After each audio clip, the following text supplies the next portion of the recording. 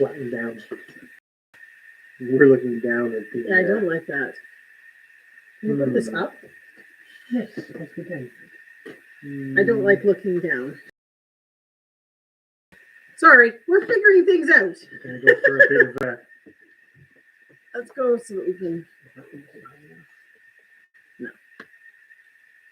It's better. It's a bit better, but we're trying to make it that when we're looking down at the chat, we're not looking down. We still look like we're looking at the camera.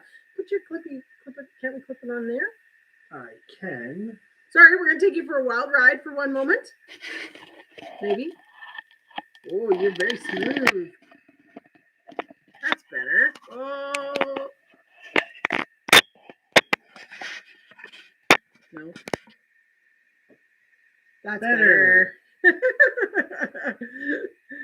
We got to iron it all out. You need to be in live chat, not top chat. Yes, I do. I don't know why it always goes to the top chat. Yeah, we've noticed it's going to top chat instead of live chat all the time now. Weird. But anyways. Okay, we still look down, but it's not as bad. We fixed it before too many people can see it. But I think we're prepped. We're ready. Still working at the bugs of our new camera. Yeah, a little bit. I don't know. Yeah, it's good enough. Weird. I'm not used to it. That's all. It just looks weird. On that way? Sure. There we go. We'll go with that. That works. I don't know. I don't like how it is. Hey, honey badgers, how you doing tonight? Hello. Just doing a check. You can hear us okay and everything, right? I'll ask that now because we've had issues in the past. Yeah, our last few ones going through YouTube have not done great. So hopefully we show up. You can hear. And we can be heard. Oh. I think so. We've got some squash discussion for tonight's agenda, I think, don't we? Yeah, I guess that's the big one. Yeah. Going here is good. Excellent. Thank you for letting us know that. It's just been like the last 3 lives, there's always been some type of technical issue, whether it's clicking, whether it's whatever. So we decided to buy a new webcam. Yes. Or a webcam. We never had one, so. Yeah. So now we do. We splurged, got a webcam, and it's figuring it all out and getting used to it. I suppose we're not restricted to this space anymore. Well, you still have to be plugged in. True. That's true. So it would still need to sort of be in this general area. I still hate that we're looking down. It's weird. We'll figure it out. But anyway. The next one. Yeah. So we apologize if we're looking down. It's because we're looking at chat or something like that. But yes, we're going to be discussing some squash today. We finally finished harvesting all of it. It's all been harvested. So yeah, we've ripped out the summer squash plants because they were pretty much done. And so we've harvested all of them, obviously. And we've gotten through harvesting all 3 of the winter squash yeah. We have, so yeah, which is not bad. Yes, well, and 2 of them are already on YouTube in video form, but we did the winter, the big blue ones that James had. Hello, Stuart. James had harvested a little bit ago on. What is that? About a month ago? No, it wasn't that long ago. The time's just seems time's just flying by. But anyways, he'd already harvested his. Then we harvested the Canada Crookneck this weekend, and we're going. We just finished today harvesting the green striped ones. Squashes. Hi, living a rogue life. How are you? We're blurry. Blurry. Is that something to do with our thing? Yeah, it could be our internet. Yes. Hey, Barb's Country Home. How you doing? Hello. I only have, and of course we have this going on the computer, and the other one's upstairs. So we're working on one computer, but that's okay. Hopefully it's not too bad. Yeah, hopefully it's not too blurry, or hopefully it evens out. Blurry or pixely? Because pixely would definitely be internet-wise, right? So I think, but be wrong. Because it's muted if you open it. It's So how's everyone tonight? It's Tuesday again. Again, They Tuesday. seem to come about every 7 days. Oh boy, that kind of thing. Hey, Lance, how you doing? That was my bad joke. Yeah, your There'll probably jokes be are more. terrible. Well, that's okay. We're good. There we are. Okay. Let me just leave that. I'm not going to use our internet, so let's get that out. All right, we're back in action. So what was I talking about? Oh, yes. So we're going to discuss our squash harvesting and just how much we've harvested. It's been a really good year. Hello, Chris Dixon. Yeah, yes, how you doing? I don't know. I say this all the time, but seems it was Tuesday just a week ago. Same caliber as my joke. Yes. But it does seem like it goes by a lot quicker. I'm going to say that it's Monica saying, haha, you're doing dad jokes. How bad is that? Oh, that's too funny. No, that is funny. Hopefully you say tired but good, so that's not necessarily a bad thing, I suppose. Yeah. Well, hopefully it's tired for a good reason. Oh, it's Eric. Oh, it is. Well, he's making fun of you for dad jokes. That's even better. Oh, that's too funny. Yes, so we kind of have ran into everybody between lives, premieres, whatever already tonight. It's been kind of one of those things that we're all just socializing around. I like it. Yeah. Tuesday night social.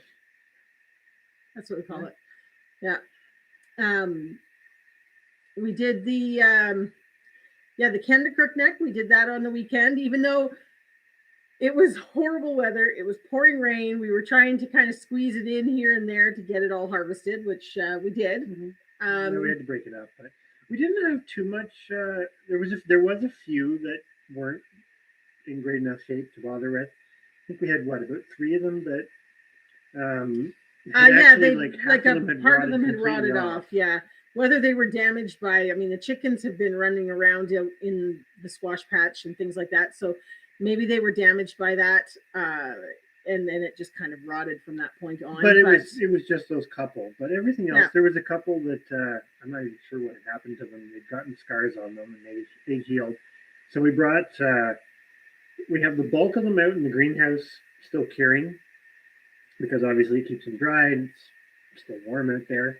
It's not that cold out, actually, but even though we're sitting in sweaters. But we did bring a few of the ones that were a little bit more damaged in. And when we did our weights, we didn't actually count. The few that were really bad, we just fed some pigs. And they liked them. Yeah. They liked them raw. Yeah, so just as they were. And then there was probably still about 10 out in the patch that we didn't harvest. They were still very, very green. So we didn't count them. They're probably not going to make it. I did notice that the geese had eaten one today. So it's kind of a free-for-all in the garden now. The chickens are out there. The geese are out there. What's left for us is what is left. That kind of always happens, though, with the winter squash. You always get a few. I picked that out. Yeah, you found that the other day. I found it. That was one of our... well, we can't do show and tell yet. We can't do show and tell yet. No. Well, this one's... Yeah. Everybody can see this. Yeah, one. That's true. Yeah, that was... I found that and I was like, this is the perfect shirt for Chris. I told him he needs to wear that one for work.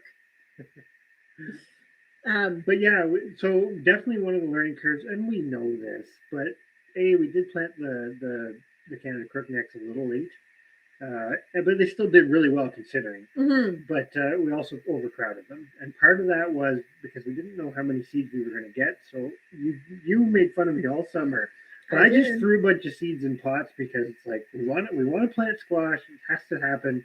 We'll just see what comes up, and of course they all germinated. So we had a lot. And they were mildly overcrowded. Yeah, but they still did well. Oh, they did very well for it. They got for the. Oh, that's awesome, Chris Dixon. And yes, that would have been the summer one. That was the yellow crookneck. The yellow crookneck, yeah. Yeah. So we actually that goes back to Barb's country. Hey, Creekside, long time no see. Yeah, true. Their question about the Crookneck Squash. We actually have two varieties that are completely unrelated, completely different, that are called Crookneck Squash. One's yellow crookneck, which is a summer squash. Cabrita pepo is the species. Zucchini kind of style. It's zucchini-like. They're firmer though. Yeah, and different shapes, but they're a summer squash. You eat them now. Still got the crookneck, and then the other one is the Canada crookneck, which is, I can never pronounce it, but it's a relative of butternut squash. It's probably the precursor to butternut squash, actually. Yeah. So we grew both of them just to confuse everyone this year with crookneck squash, and it did fantastic. I mean, the summer squash we did better than ever. Yes, actually, we can give you the. So because we actually, like you said, the squash harvest is complete. Yes. Hi, Chrissy. How you doing? So we actually have a little, I don't know. Oh, we're going into teasers already? Okay. Teaser of what now, just as a heads up for everybody in the chat, because we haven't actually done this yet, but we are going to be doing I keep looking down at myself instead of the camera because now the camera's in a different spot. It's really confusing. Anyways, we have another competition coming up, and it's not competition. It's going to be an end of year type competition. Draw. Well, it's not draw. It's like it is a competition. We haven't details yet. Anyways, there will be a prize end of the year, and some of the information that we drop here and there in our lives will be very helpful for you to get the right answer. That's it. It's just kind of one of those, as we grow in subscribers and as we kind of build our little community, it's one of those things that we like to do it more as rather than just being a, hey, 1,000 subscriber giveaway or 1,500, we want to do some sort of little, make it interactive. Yeah, exactly. Interactive. Good job. Nice. So, I'm going to hold off on this because we were talking about summer squash, but I'll come back to that. But we have grown the mango beets. We didn't grow them this year. No. Was that 2 years ago? Because we didn't grow them last year either. So we didn't get them. We didn't have enough garden space to get them in. We had enough garden space the first year we did. The last year we were at our old place. We grew them. And definitely because we brought them here to the bunnies ate them over the winter. The big thing for us right now is trying to figure out, because the mangles, the Detroit red beets that we grow, the sugar beets, and the Swiss chard are all the exact same species, and they all cross, and they all have an insane separation distance, which I've never really talked about, but it's trying to figure out how to do that, because if you kept all four and kept the seeds from them, that's like a 4-year rotation for biennials. Yeah. Hi, the homestead. A bit complicated. But yes, the mango beets were great we only fed them as animal fodder. I don't know what they'd be like eating wise, but well, you guys, Creekside ate some. Yeah. And said they were pretty good. Well, the ones that we had the first year, they must have been like, I want to say. Oh, they were big. They're like 10. Yeah, 10 they were like plus. 12 inches long, or maybe even bigger than that, some of them. And quite round. Like I would slice them for the rabbits, and I would feed like 10 rabbits off of one. Oh yeah, beet. And they stored well. Even when they froze, they were still good. Yeah. And when they all thawed out, because that was the problem with the weather, they all thawed out, and that didn't go so well. But no, yeah, once they froze, when they unthawed, it wasn't very great. That would be quite the prize, a full expenses paid trip to Las Vegas. I'd like I'm not sure one. we'd be able to make that one work. Yes, no. Farm stay. That'd be more like it. No, if you get here. The prize, you can come clean out our barn for us. Yes, there we go. Farm stay, working farm stay. That's what we're gonna do. Oh, that's too funny. But no, Vegas is fun. Vegas would be a good one. But yeah, we've actually been toying with the idea because the mangoes are so big. Trying to grow them as a livestock forage fodder, because the pigs like them. Our sheep will eat them. The rabbits eat them. I've even heard people feed them to cows, although you have to grow a lot to do feed that. Cows. But yeah, so we're just trying to figure out which one do we focus on. Well, or do we do any of them as a put and take? Yeah, that was the sort of thing. It was hard to save seeds from all of them without them crossing. And right now we're still pretty focused on our sugar beet experiment. This is year 2 now of growing the sugar beets, and we haven't even really featured them too much in any videos or anything yet, but it's coming, and they grew really nice. Like, I mean, obviously we haven't pulled them out yet, but I mean, the tops on them, the tops on them on some of them are a good kind of 4 to 5 inch round. So I think we're going to have some really, really nice ones. And I think as we improve the soil, well, last year you'd be lucky if we had 2.5 inch tops. So now the sugar beets, I will say, you could eat them.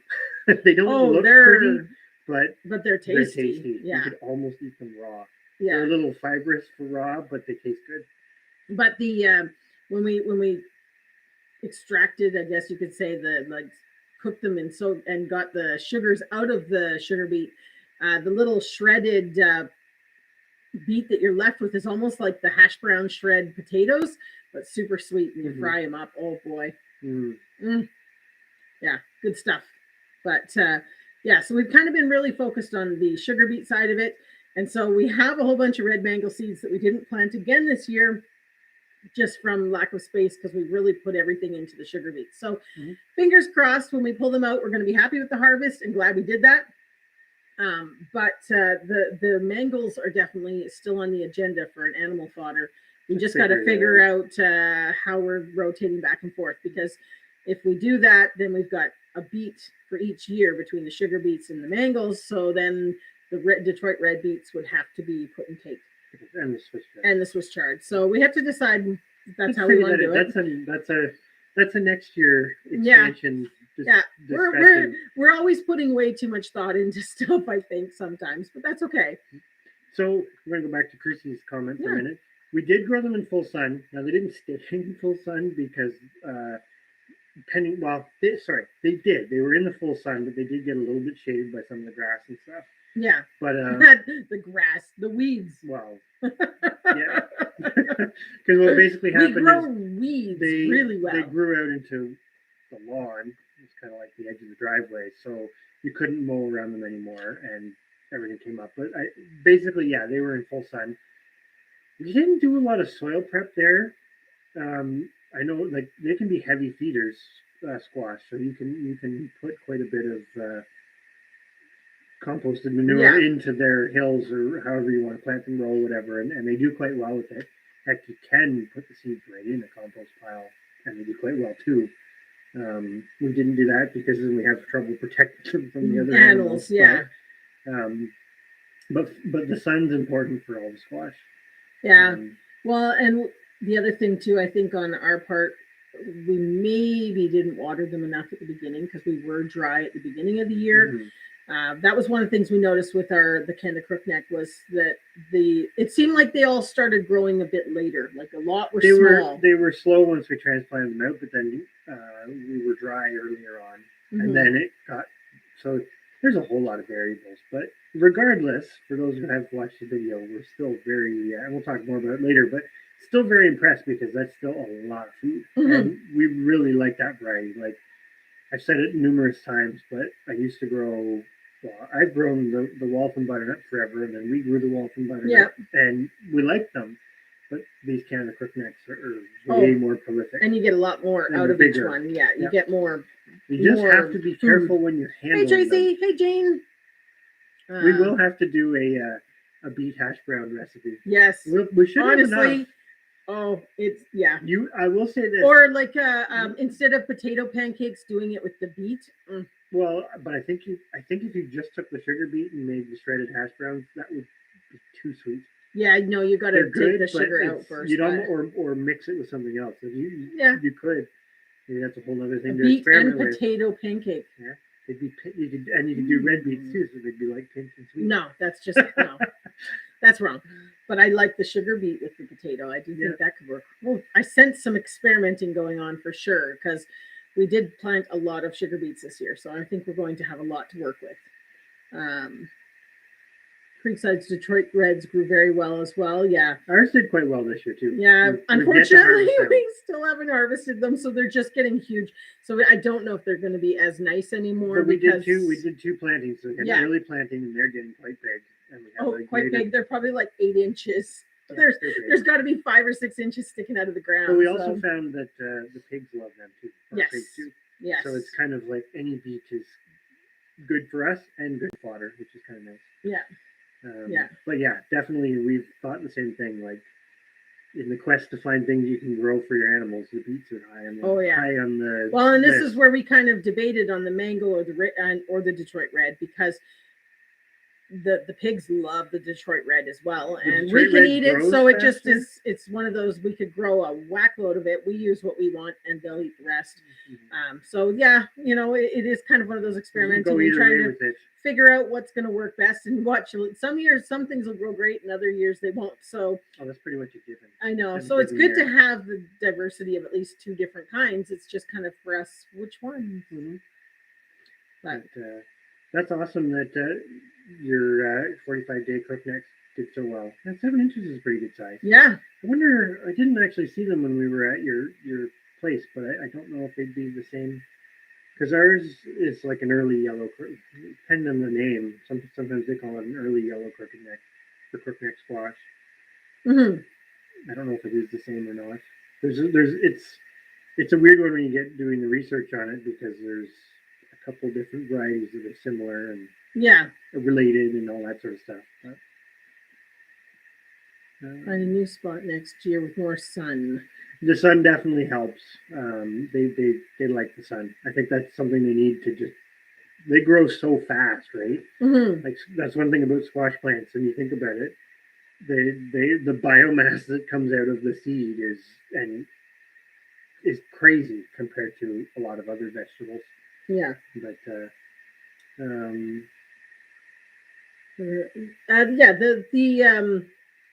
the Canada Crookneck are sort of like a butternut.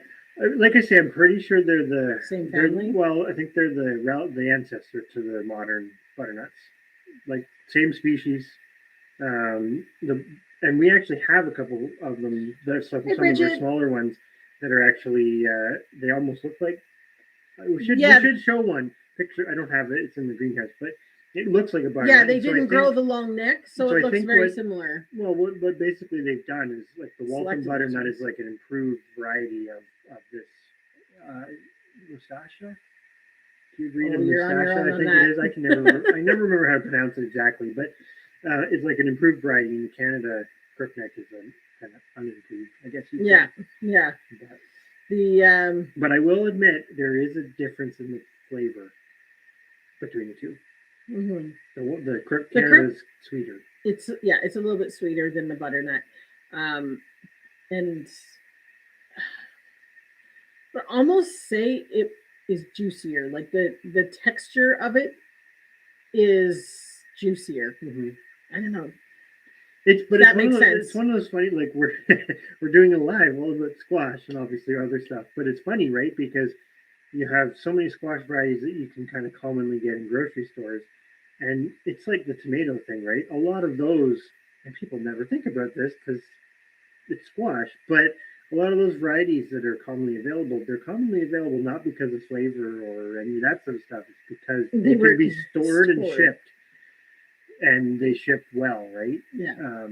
Versus some of the other varieties that are available that if you're just growing it at home and it doesn't have to get shipped anywhere, like the Canada Crookneck, it's no big deal because you'd have to be pretty rough with them to break the neck off them. But if you're going to harvest them and ship them all across North America, or it's something to do with the getting them out of the field. Well, there's that too. Yeah, because it's that anyways, there's a lot of. You can go in a lot of You could break them, but maybe not the 8-pound ones. They're pretty hardy. Yeah, they're pretty. I'm not sure how I'm going to cut them open, to be honest.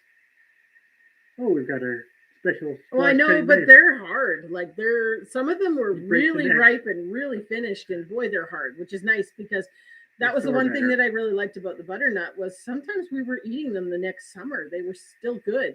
So hopefully these keep as well because we haven't had the opportunity to try that part of it yet. I'm pretty sure they will, though. Yeah. They're very similar. And they're very hardened off. Because we know one of the varieties we grow, which I don't even think we've really talked about it much, but the green striped Kershaw squash, it doesn't have the same shelf life. So you end up kind of having to use it up. Well, it's a little more like a pumpkin in that sense that the skin's softer. You'd be lucky if you get to February. Yeah. Probably.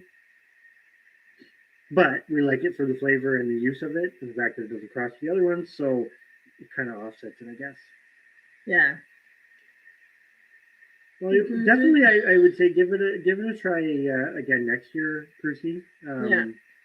It's definitely worth it. And sometimes it just takes a little bit of finding some spots that work well. Well, one thing we're entertaining with ours is maybe trying to go up the cattle panel trellis instead of sprawled out this next year.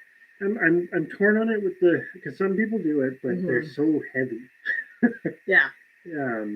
Some of them get pretty big. That's the downside. Yeah. Right? It's like our the blue squash, the Cabrita Maxima one that we don't know the name of, but it kind of looks like a blue Hubbardy type squash. They're quite sweet though, so I don't know what they are, but they taste good, and we've been propagating them for quite a few years. But they go up and over, but those squash are way too big to trellis. Like the plant you can trellis, but you wouldn't be able to without a lot of extra effort. That's true.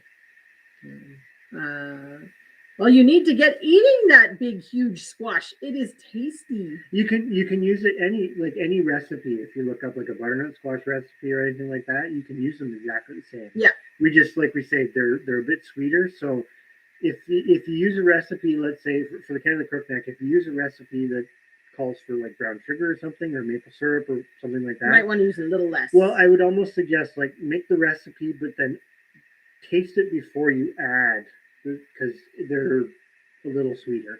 But they're not super sweet, but it's still squash. But you just kind of the sweetness would be to your own taste, I guess. Yeah, and make sure you remember to save the seeds. Yes, because you can, because those ones they're pure. So save the seeds, and you can grow them next year. Yep, and be blessed with a plethora of gigantic squash vines. Yes, your kids will love you. I'm pretty sure that's what Darren said. The kids had fun making fun of that squash. The delicata. Oh, that was one of Chris's favorites. That was a hard one for us because I love them. They're really good, but I don't want to go too far off on this tangent because it gets whatever. But it's that whole seed saving thing, because we like the yellow crookneck summer squash so much. The delicata is the same species, and you can hand pollinate them, but I did that for quite a few years. Well, we did that for quite a few years, and it was kind of getting to the point where, even though the Cabrita Pepo is relatively decent for hand pollinating, i.e., it works most of the time, you were getting a lot of dudders, and so we just kind of went, no, this is too much work, too much effort, even though it's a great return. So we just simplified it and went with X number of species, basically the 4. Lots of nice, polite way to put it. Lots of fun with the enormous squash. That's good. No problem. Living a rogue life. We'll catch you later. Definitely understand. Yes, no worries. I'm just kind of catching up here. Yes, Bland's big giveaway on Thursday. Excited for that. Yeah, I'm excited to win. No, just kidding. That's a good question from Chrissy. So, the stuff that you gave us is doing amazing. The one that we planted in our sort of food forest area, we haven't moved it yet, but we're probably going to transplant it here shortly. Basically, it's kind of a very urban sandy, homesteading. How you doing? It's a very sandy area. I guess could say that. And so some of the trees and stuff that are established do quite well, but it doesn't seem to do so well for things that are shallow rooted. Basically, what tends to happen, like my rhubarb didn't do well. Well, we get to July, and then it dries right out. And no matter, even if we water it, or you could mulch, etc., and over time we will. But I think for the short term, we're just going to leave it. I'm having trouble. Your chair? Because we switched to the different camera, we have to sit in a different spot. And in this house, our floor is unbelievably sloped, slanted, crooked. Like if I don't hold myself here with my leg, I go like this. You want to switch sides? So, anyways, we'd mastered it with the old camera to sit just in the right spot that we didn't have to do that. And now I'm sliding. I need brakes on my chair. There might be brakes on it, actually. I don't think so. It's a pretty cheap chair. I don't think so. Maybe I need a book. I need one of those, like a board, like what you put under the tire of the horse trailer to keep it from moving. Keep that underneath the package. Don't hurt it. I don't know. Anyways, that was my giggle because I keep rolling across the thingy. Oh, of course, it has sticky tape, so now it's stuck. No, it's all right. It'll keep you where you're supposed to be. Okay, maybe it will work. It might work. You're there. But anyways, yes. Sorry, it was just one of those. I kept drifting off the screen, and then I pushed myself back. Oh my goodness. Yeah, chalk block. There you go. Yeah, basically. Well, and I'm propping your chair, although I think you're on the level ground. It's really weird because it's not even, the slope doesn't even go with the beams, so I don't know what's going on in this house. But anyway. It's still standing. Yeah, that's all that matters. It's still standing. That's right. And no worries drops. But I was going to say too about your Hubbard squash. Like we find in a given year, like nothing always does well every year. Yeah. It's just some years you get like a crazy harvest of one thing and not of something else. So maybe I don't know. Yeah. Chalk it up to natural variation in your growing area. We'll call it that. We were kind of waiting to see, but we haven't seen the name of we haven't seen the person who did win. But as stated in my thing, winner is winner, and we will contact her. So the winning guess was 240 pounds. Yes, because remember the rules were guess closest without going over. Price is right style, and so April guessed 240 pounds, and that was the closest without going over for our 269.5 pounds that we harvested. So anyways, so congratulations, April. We will be in contact to let her know that she is our winner. But I don't know. Hello, Red in the Valley. Hey, Red in the Valley. The winner is getting, of course, it's got glossy stuff, so you can't even see it. The seed saving book. One of Chris's favorite books on how to save seeds, along with a few other little tidbits from around the farm. And of course, seeds, because, that's what it was all about, the Canada Crookneck seeds. So on that note, we're going to say this to those who are in the live right now, and I'm going to say her in Canada, but we could probably still send it. We can slip them in something. We just see what happens. But if anybody wants any Canada Crookneck squash seeds, just basically let us know for those who are here. Yeah. And we can make that happen because we're going to have a lot of them. A lot of Canada Crookneck seeds. But definitely, and like I say, if somebody in the U.S. would like them, we'll try. I just know, like when we did our seed exchange last year, we kind of kept it to Canada because the more seeds you send, the more likelihood that they're not going to make it to the destination. So, but for a few, we can give it a shot and see. Well, basically, we just put them in the post. They'll either let them go through or they won't. Really. Yeah. One of the things we noticed with our when we did our Canadian Seed Challenge was that for us to send or ship seeds to the States was harder than the other way. The receiver on the U.S. end had to fill out paperwork in order to receive them. Yeah. So, there was jokes about, oh no, they're maracas or, things like that. So there's definitely ways to slip them in and not have any issues. But it's just one of those things. You don't want them to get lost in the, So we'll put that out there. But catch back up here because we were chit-chatting. Yeah. I did see, I'm going to go up for a second. Yeah. Like Brian's just saying that the tomatoes didn't do well. Like this is one thing that we find, and I see there's a couple other comments about that.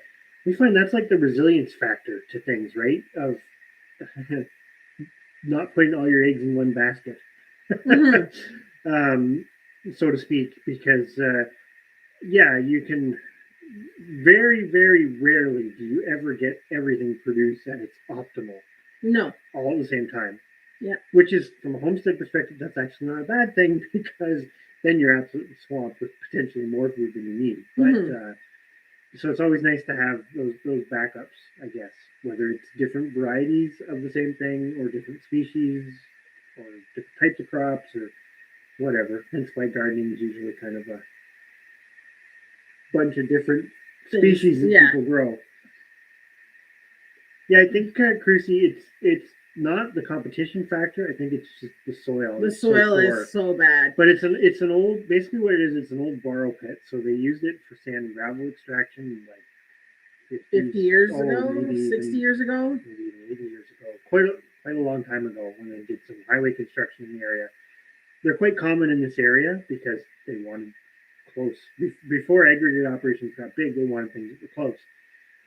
So you're kind of left with just that's what it is, and it's regenerated somewhat over time, but it's still a sand pit. So we've been trying to put organic matter in and stuff, but we may have jumped the gun with planting in it yet. It's going to be at least in that part of it. We've done a few areas where we've almost done like the, I always say it wrong, hugelculture type bed where we've thrown down tons of vegetation and twigs and even big logs, things like that we've cut out of places, lots of branches, and then we've been piling 2 years worth of manure on top, and it is composting down beautiful. I mean, it's going to be gorgeous. It's all kind of around a plum tree, and we're going to just kind of work section by section. But it'll be a long-term process. Yeah.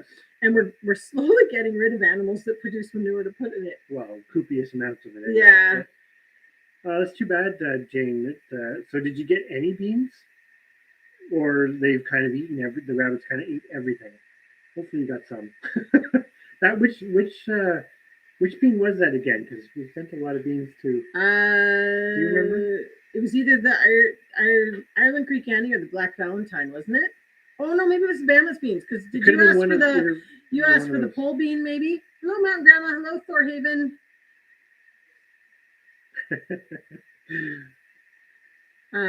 But yeah, I can't remember if you were the one who asked for the pole bean with Bama. I think it might have been Bama's beans. Hopefully they didn't eat them all. Yeah, well, and if it for some reason they did and you want to try again, definitely we can send some more. Our Bama's beans are just pumping out the green beans now. We harvested 16 pounds off of the trellis earlier. Then we harvested a bunch of dry for using in the winter, and we were going to rip them out, and bam, they are back. Just like I harvested, what did I say? It was 8 pounds. Oh my God! Off of them this week. So and we don't have a very big patch of them. No, so today I made 3 bean salad and canned it because that's really sealed the fate of the switch over because we talked about this before, but going to pole beans. We are going to switch to pole beans just because of the productivity versus the space is like way above the bush beans or any bush beans that we've tried. Yeah. We still like the bush beans though, so it's kind of it's a bittersweet one because you're switching over for more productivity, but it's worth it. Yeah. Thank you very much, Tracy, about the garden. It's been amazing. It's been amazing to see how much has come in and converting that all to usable stored winter product. I want to do a video at the end. We're almost done canning season, and I want to kind of that. Well, I'm out of. We're running out of jars. I brought a lot of jars this year. And we already have a lot of jars. Yeah, I still have things like I want to do some pea and ham soup and stews and things like that. But all that'll be taking stuff out of the freezers or other jars to make it. So we can do that later periodically. But other than beets are the big one. I think beets is probably the only thing really that's left out in the garden that I've got to can. Everything else, and I want to do some more canned cherry tomatoes too. But otherwise, our cherry tomatoes. We got a video. It's tomorrow's video. Yeah. Tomorrow's video is about our cherry tomatoes, which are going absolutely crazy out of control. Yeah. In a good way. Yes. But we're gonna have to do some cleanup afterwards. I harvested 10 pounds of cherry tomatoes, and it didn't make a dent in all the red tomatoes. It was just crazy.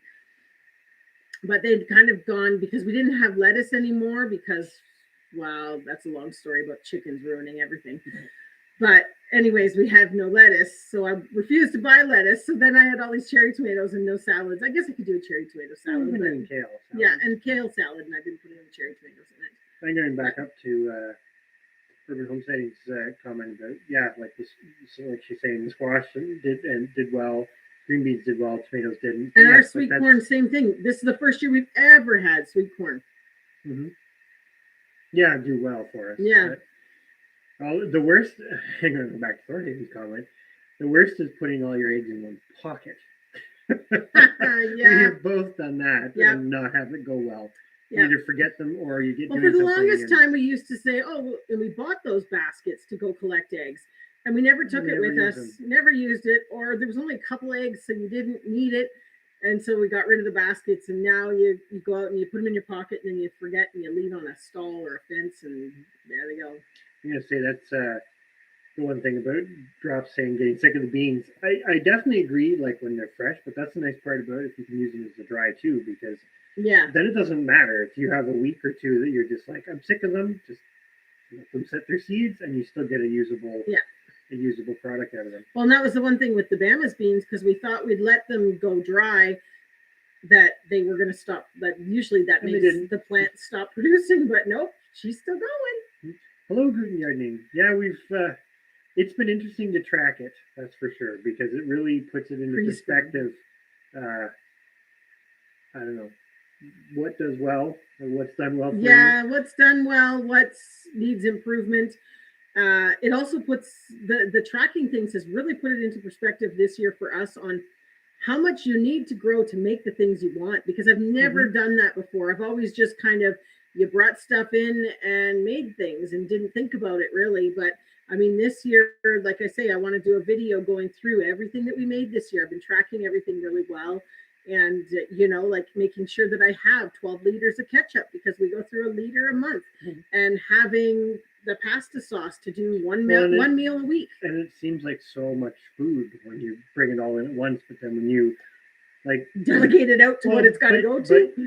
You're from harvest to harvest, right? So it's not like calendar year. You kind of need enough food to get you through to like next August, September, really, right? Before a lot of the canned type foods. Well, I mean, fresh eating, like we eat fresh. We started eating fresh in the end of June out of the garden, but you were still eating the canned stuff until you got to the next season to make to make it again. So I'm gonna go back up for a moment. Hello, Kelly DeBrew. Thank you for. We're glad you like the garden tours, Tracy. They're kind of fun to do because it's neat to go back and see, go from the beginning to the end. It's like, here's what it looks like when we planted it. Here's what it looks like. So you get that. I don't know. You think about it when you're doing it. Well, and it does put it back into perspective when you think that you're not doing well at it. And then you watch it and you go, okay, it's working. It's working. This is amazing. And that's another thing. We keep going back to the whole thing about tracking, which is, that was the part of Shed Wars that we really, really loved the concept of, was keeping track of obviously teaching other people as well, but keeping track of what we grew. And even though we decided not to continue on with Shed Wars, we still followed through with the keeping track of things. And record keeping for anything. And just amazing to see how much even one species or one type of bean produced compared to the other, even though you had the same number of plants, things like that we'd never really tracked before. You kind of have it in the back of your mind, but never really tracked it. And really kind of focusing in on, it's like the peppers and things like that. We always ran, we ate them fresh, we froze a few, and then you'd run out by December and you were buying them. And this year we are on it. I've done the olive oil canned peppers, we've froze peppers, roasted peppers. So we should be good. I mean, it's going to be really interesting. Probably getting behind on your chat. Sorry, I'm doing my thing, but I do want to. Can make fun of us. Yes, but I do want to make fun, because not only are we tracking what we grew this year and what we've made out of that, but we've also been tracking all of our grocery expenses, because I want to take it and compare in future years how what we're growing is bringing down our grocery bill, and if we can do better on what we can improve and what we can't, and things like that. So anyways, I'll shut up so that you can continue on with the chat here. I was going to say to Jane, hopefully they'll do well for you. The seeds they should still be good for next year when you plant them. Oh yeah.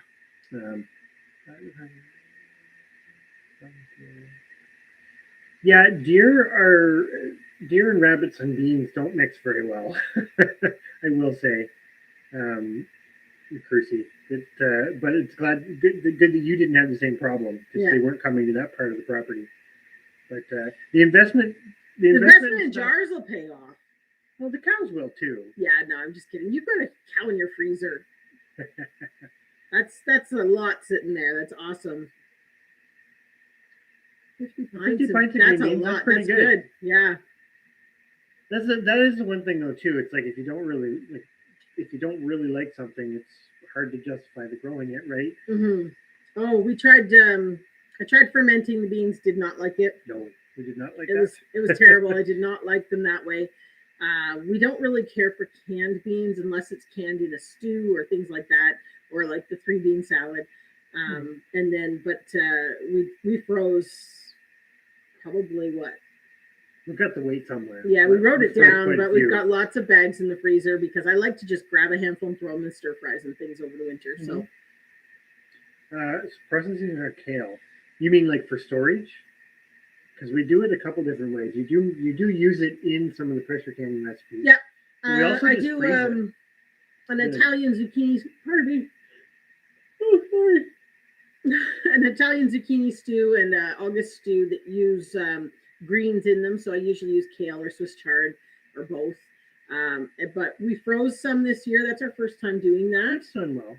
And we have tried dehydrating it in the past. We didn't do any of that this year, but we still have a lot of kale. But we tend to kind of keep the kale going because we cover it over the winter. So we keep it going until December. Yeah, and then we usually start it early so that it's going in the greenhouse. So there's only a very small window that we don't. The hottest part of the summer, it doesn't grow super fantastic. This year we never. Well, we had a wet summer though. That's true. That's true. We did, and it was cooler. Yeah, that is true. Definitely agree. We're contemplating growing a couple. I say a couple, probably one cherry tomato inside this year, because just for that exact thing to have the fresh eating. But we really like the recipe to preserve them too because we have so many.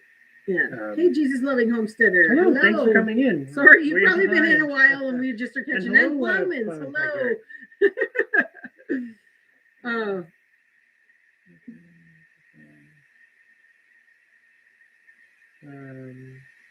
Okay. Well, I'm pretty sure it was the Bama beans. Might have been. I'll go back and have a look because I kept all the stuff from the Canadian Seed Challenge in a email folder, so I'll go back and have a look. But anyways, we'll just send you all lots of beans. You can try a whole bunch. Yeah, I like the comment from this lovely homestead there about when you start preserving it, because this is something people say to us all the time. It's like, how can you possibly eat so many tomatoes? How can you possibly whatever? It's like, well, you can't fresh eat that many because they're all right where we are. Like if you live somewhere where you can keep it going all year outside with very little work, like an optimal climate, that's a different story. But here you've got a short-ish window, not the shortest in the world, but a shortish window, and they're all ready at the same time. Yeah, like you can't. That's where if all you want is fresh eating, a couple plants is plenty.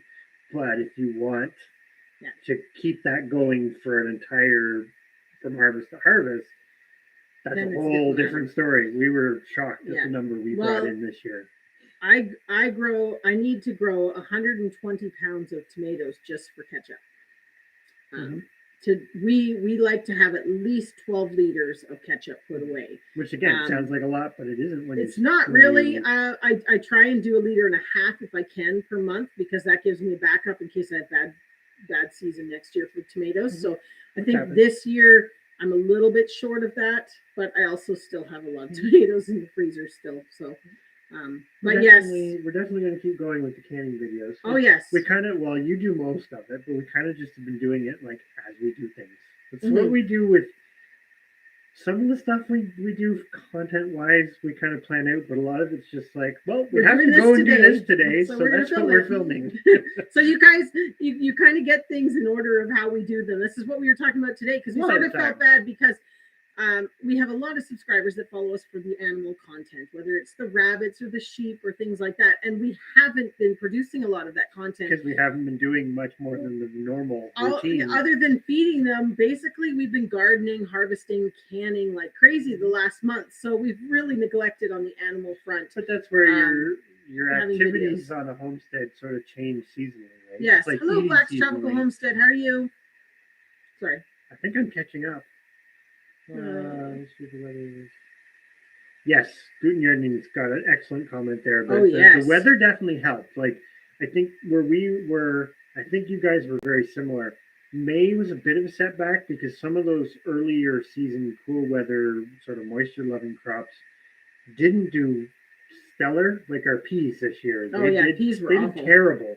But then they didn't, we kind of went straight from like frosts and whatnot to just nothing. Precipitation wise, and even if you watered, like you couldn't water enough for any volume. But then when we got into June, it really was favorable for like everything. Oh yeah. Except, the exception would be for us, the melons didn't do well. Melons and cucumbers. The cucumbers. I got 2 cucumbers this year out of all my plants. I did when we cleaned out some of the kale around them. I did find 2 on the ground as well that had gone bad. But I couldn't believe what a bad cucumber year it was. But yeah, like Mountain Grandma was saying, but it year to year, even though you kind of have your sort of predictable whatever season thing, it can totally change. Yeah, it's amazing how little changes in temperature, little changes in precipitation can have like a huge impact. Well, and I have to admit, we were very neglectful this year on even doing a fall garden because the year was so weird that everything was producing like mad now. Like our kale, the cabbage that I planted last year, I just took cabbage heads off of to make sauerkraut. Like it's just been a really odd year for some things, and I think that's kind of influenced a little bit in that. Well, we don't need to plant any kale. We don't need to. Odd is the new normal. Odd is the new normal, exactly. But no, that's Thorhaven's going to check the smoker. He's probably back, or maybe he left. But that's awesome that anybody who does the home smoke bacon or pork products usually likes it better than store-bought. It's I can't wait till we have pork to smoke. So Jane's asking, yes. So if the pods are dry, like they were crunchy to the touch, I'm guessing, right? Like as long as the seeds dry and don't split. Now you can. Well, the seeds probably won't, but you can bring them in the house too and put them somewhere like where they're on a tray or something where they get some airflow, and you can come back to it later if they're not quite dry. Just basically, bottom line is they should be good. I would have thought so. Yeah. When you open them up, you'll see too if we sometimes get some. They do have quite a bit of mold on the outside of the bean. The shell. Well, no, not the shell of the pod. The shell of the bean. Oh, okay, yeah. Right. So it doesn't matter what it looks like on the outside, as long as they're not too bad on the inside. And you'll see it; it'll be moldy and all crinkly and stuff. And they just kind of look like something you wouldn't want to eat. But as long as it looks like something you want to eat, it should be fine. Yeah.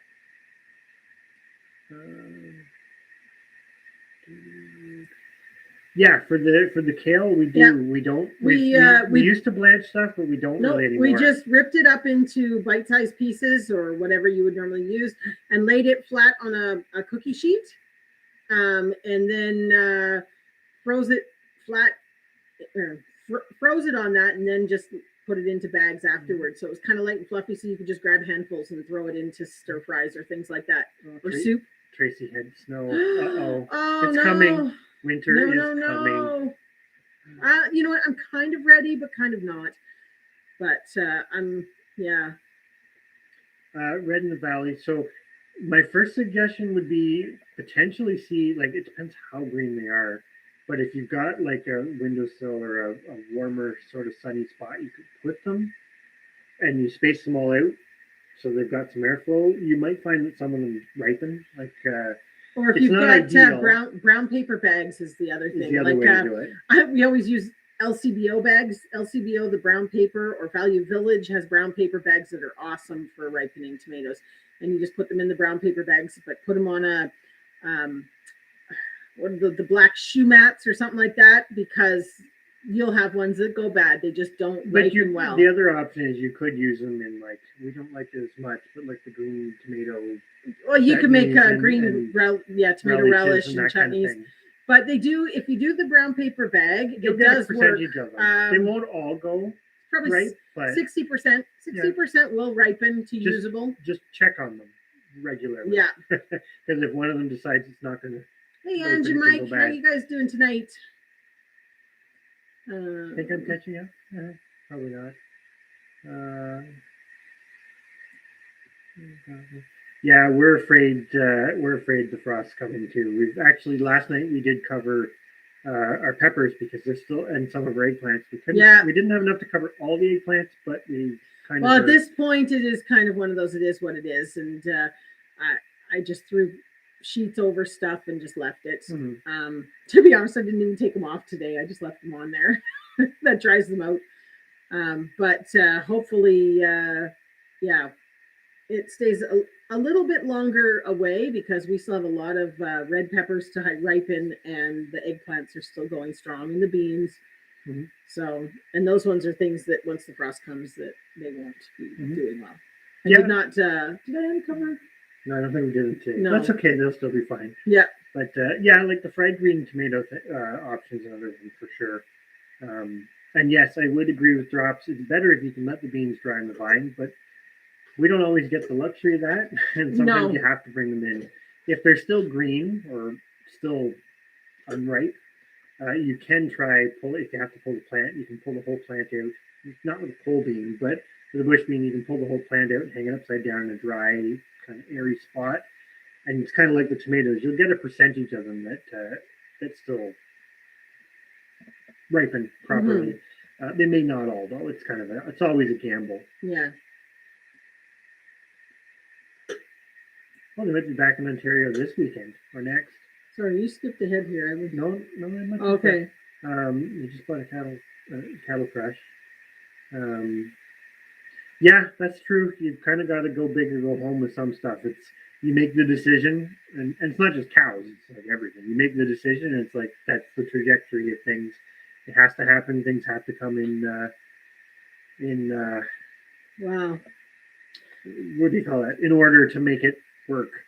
Yeah. So, but if you're coming this Safety way, first, you guys. Definitely let us know, depending on which direction you're going. Mm-hmm. Yeah. We'll have an off-the-record visit this time. Hello, Sweeney's Creek Farm. I think we're catching up. Anyone want to manage a homestead? Yeah, but the more you add and the longer you do it, the crazier it gets. That's what we always said. It's one of those things. That's the worst part about having the homestead, the farm, is it's not the worst part, but you are very tied down, and there isn't it's not like you can just shut it off. You can't. You got to.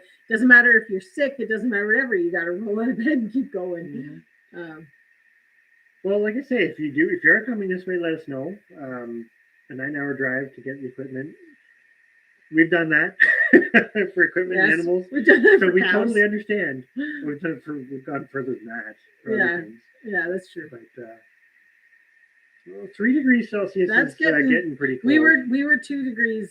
Well, it was supposed to go down to 2 degrees last night, but I don't think it did because there wasn't it seemed warmer than that.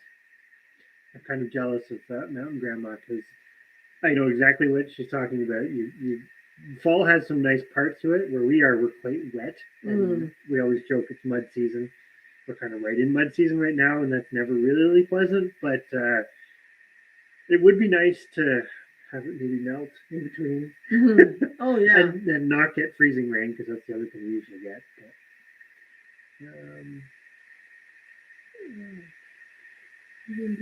1. Yeah, so everybody's starting to get go to the truck and get a goat. A goat and a sheep, or a sheep. Sorry, or a sheep. I'm caught up. Yay! So since I'm caught up, I'm going to go way back to what I was about to talk about. If everybody's at all interested, I was going to go through. So we've tallied up because our squash harvests are done. Yes. Everything's out of the garden except for those few that probably aren't going to make it. We're not going to count them.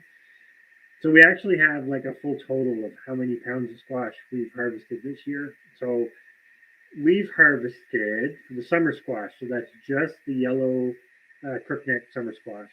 We harvested 78.87 pounds of summer squash.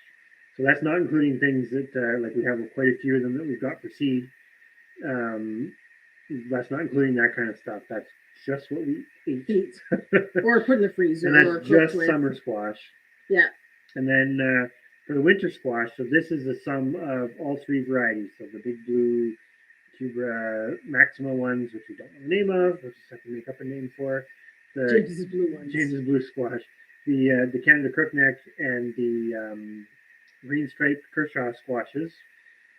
So the total for that was we harvested 442.81 pounds of winter squash this year. Yes. And so the total, the grand total for all the squash is 521 pounds, 521.68 pounds. Basically 521 and a half. Yeah, pretty much. So that's not So bad. we will be well fed on squash this year. Yes. Yes, we have a lot of squash to eat. We missed having the squash last year because we didn't really grow any. We were late. We were late getting it, and then it was just hard to. Well, if you don't get them in on time, you don't get them. Yeah, it was too hard to ripen them. We did bring some in, but they didn't actually ripen. No. Yeah. So, but it is a lot of squash, but again, it's one of those things. It's like we go back to that general calculation of a family of 4, and I know our kids are not full grown and we don't have them all the time, but still, you're about 8,000 pounds of food. So that's only a small. Well, it's a good portion, but that's not going to go as far as you would think it would. In the grand scheme of things, we're trying to attain that 6,000 pounds of food for our family before converting it into stuff, basically. Yeah, because that's the coming part, right? in weight, and then you convert to product after that. But it is pretty impressive how quick some stuff adds up. I mean, the potatoes. Oh no, we haven't done our potato harvest video yet. No, don't do that one away. Okay, we'll put that one away. We haven't really talked about the tomatoes either, but yeah, some of them are from a weight perspective. Of course, weight's not the only thing, right? There's food values and whatnot, and like Tracy's saying, they grow the squash for the dewormer. We use the seeds, and we didn't completely do it this year, but like the yellow Crookneck squash, like we let quite a few of them go to seed, partially because they got away from us, but we also wanted enough that we could even potentially add that in as part of their chicken feed and stuff, right? Because why not? They'll eat them. They love it. Oh yeah. So that's basically a minus the work. Well, the pigs like the squash seeds, so. Well, everything loves the squash seeds, so it's like an extra value added product that you can get out of it. Now, I don't know if we would go. We probably will grow more squash in the future, but I think 500 pounds of squash is probably us tapped out for what we could consume. Yeah. So if we grow more in the future, that would be more probably for animal feed. But yeah, that's the one thing that we kind of thought with this Canada Crookneck harvest, that we were going to have bigger numbers and have surplus for the pigs and things like that. But we did find out that the Cooney pigs really like them because we've tried. Which is good to know. Yes, because we've tried them with some other squashes and pumpkins and stuff. And some of them they eat, a few varieties they don't like they're really almost picky about the flavor. So I know it's the sweetness, right? Because it has a sweeter flavor, they love it. Mm-hmm. Versus they don't really like the yellow. Yeah. But the thoughts with the squash were kind of thing like we have 2 wood stoves, so I've got these big cast iron kind of crock pots, I guess you would say, and you could just plunk a squash in a pot and set it on the wood stove overnight and then feed it to the pigs in the morning. Or if you're cooking 1, cook 2, or however it works, right? But that's actually a neat idea on the dehydrating squash. That's not something I've ever thought of. Huh. But yeah, if you, because you, like she's saying, you basically could make it like some potatoes. Really? It's a neat idea. I'm going to have to try that. I'm going to try that. I've never thought of that. Because the Canada Crookneck, I think there was 7 that had blemishes on them, so we were going to have to use them quicker because they weren't going to keep for storage purposes. And so that's great because we were trying to figure out how we were going to eat that much squash so quick. Mhm. I'm going to try that. See how it goes. Hopefully my dehydrator can handle it. Did you do them in a dehydrator or in the oven? Because the oven might actually work better. And I guess the next question is, did you cook them first or just dehydrate them from so many raw? questions for you, Angie. Just we've never. You should do a video on this. I'm gonna instigate Thorhaven a bit. The Icelandic sheep would be okay outside, but you would need better fencing.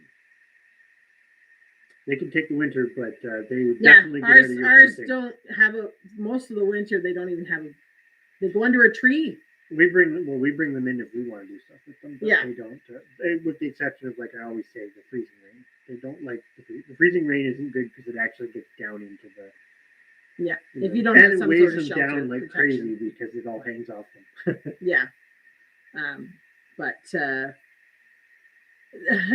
unfortunately, they both have pluses and minuses, sheep and goats. So the big thing for me with well, I don't know though. You've proven you can milk your Highland cow, so you really could do milk from your cows. So I don't know, because for me that'd be the only reason to get a goat was milk. Mm-hmm. Unless you like goat meat, that'd be the other reason. Or you just want one as a pet. No, they make great pets. After 8 years of eating goat meat, I'm so glad that it's almost out of the freezer. You just like the lamb better. Yeah, the lamb is way better.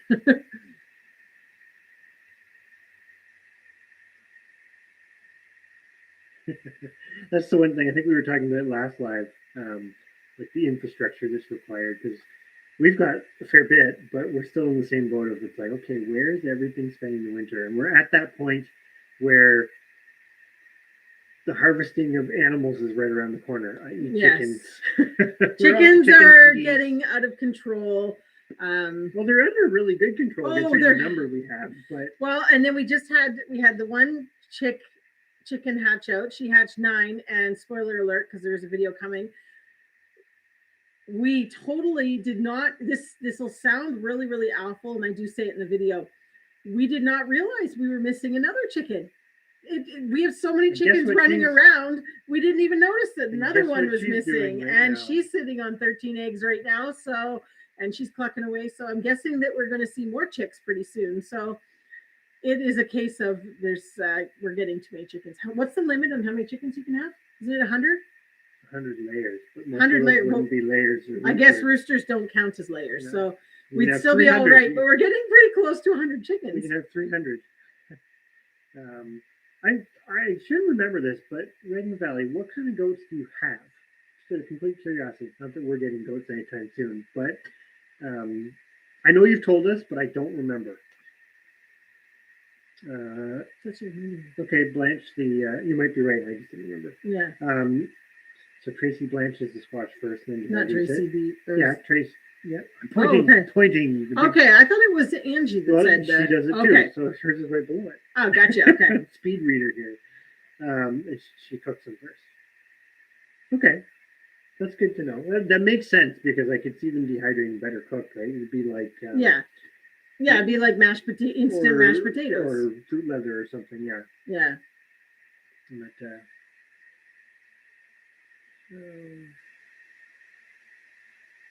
yeah, that's really good. I'm liking this idea.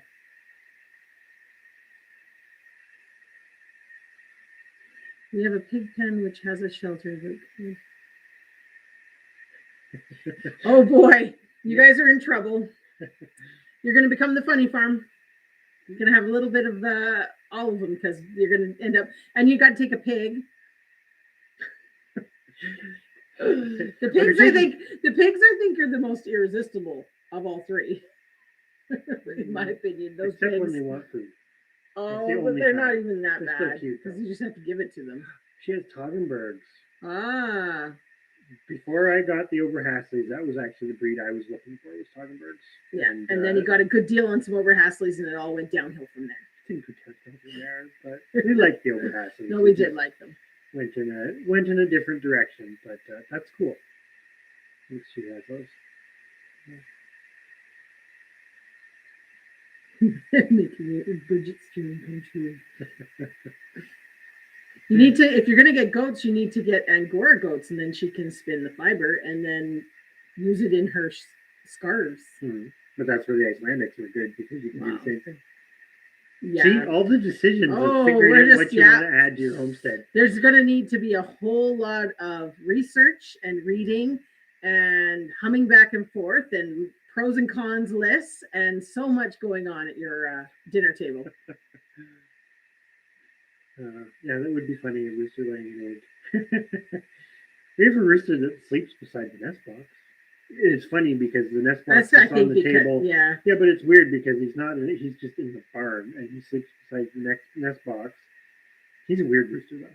He's very docile. He's very docile, but I'm not doing it justice. But yeah. Going back to some other comments, that's a lot of squash when you tally it all up. And we're looking forward to. We'll take credit card. You figured out how to do that. I figured out how to take credit card today.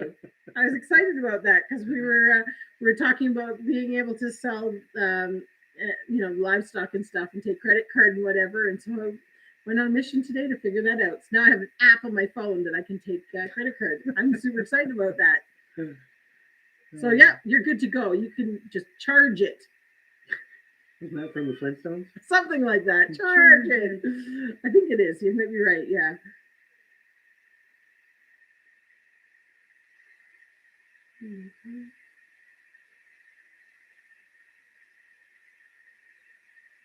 No, that's one thing about goats.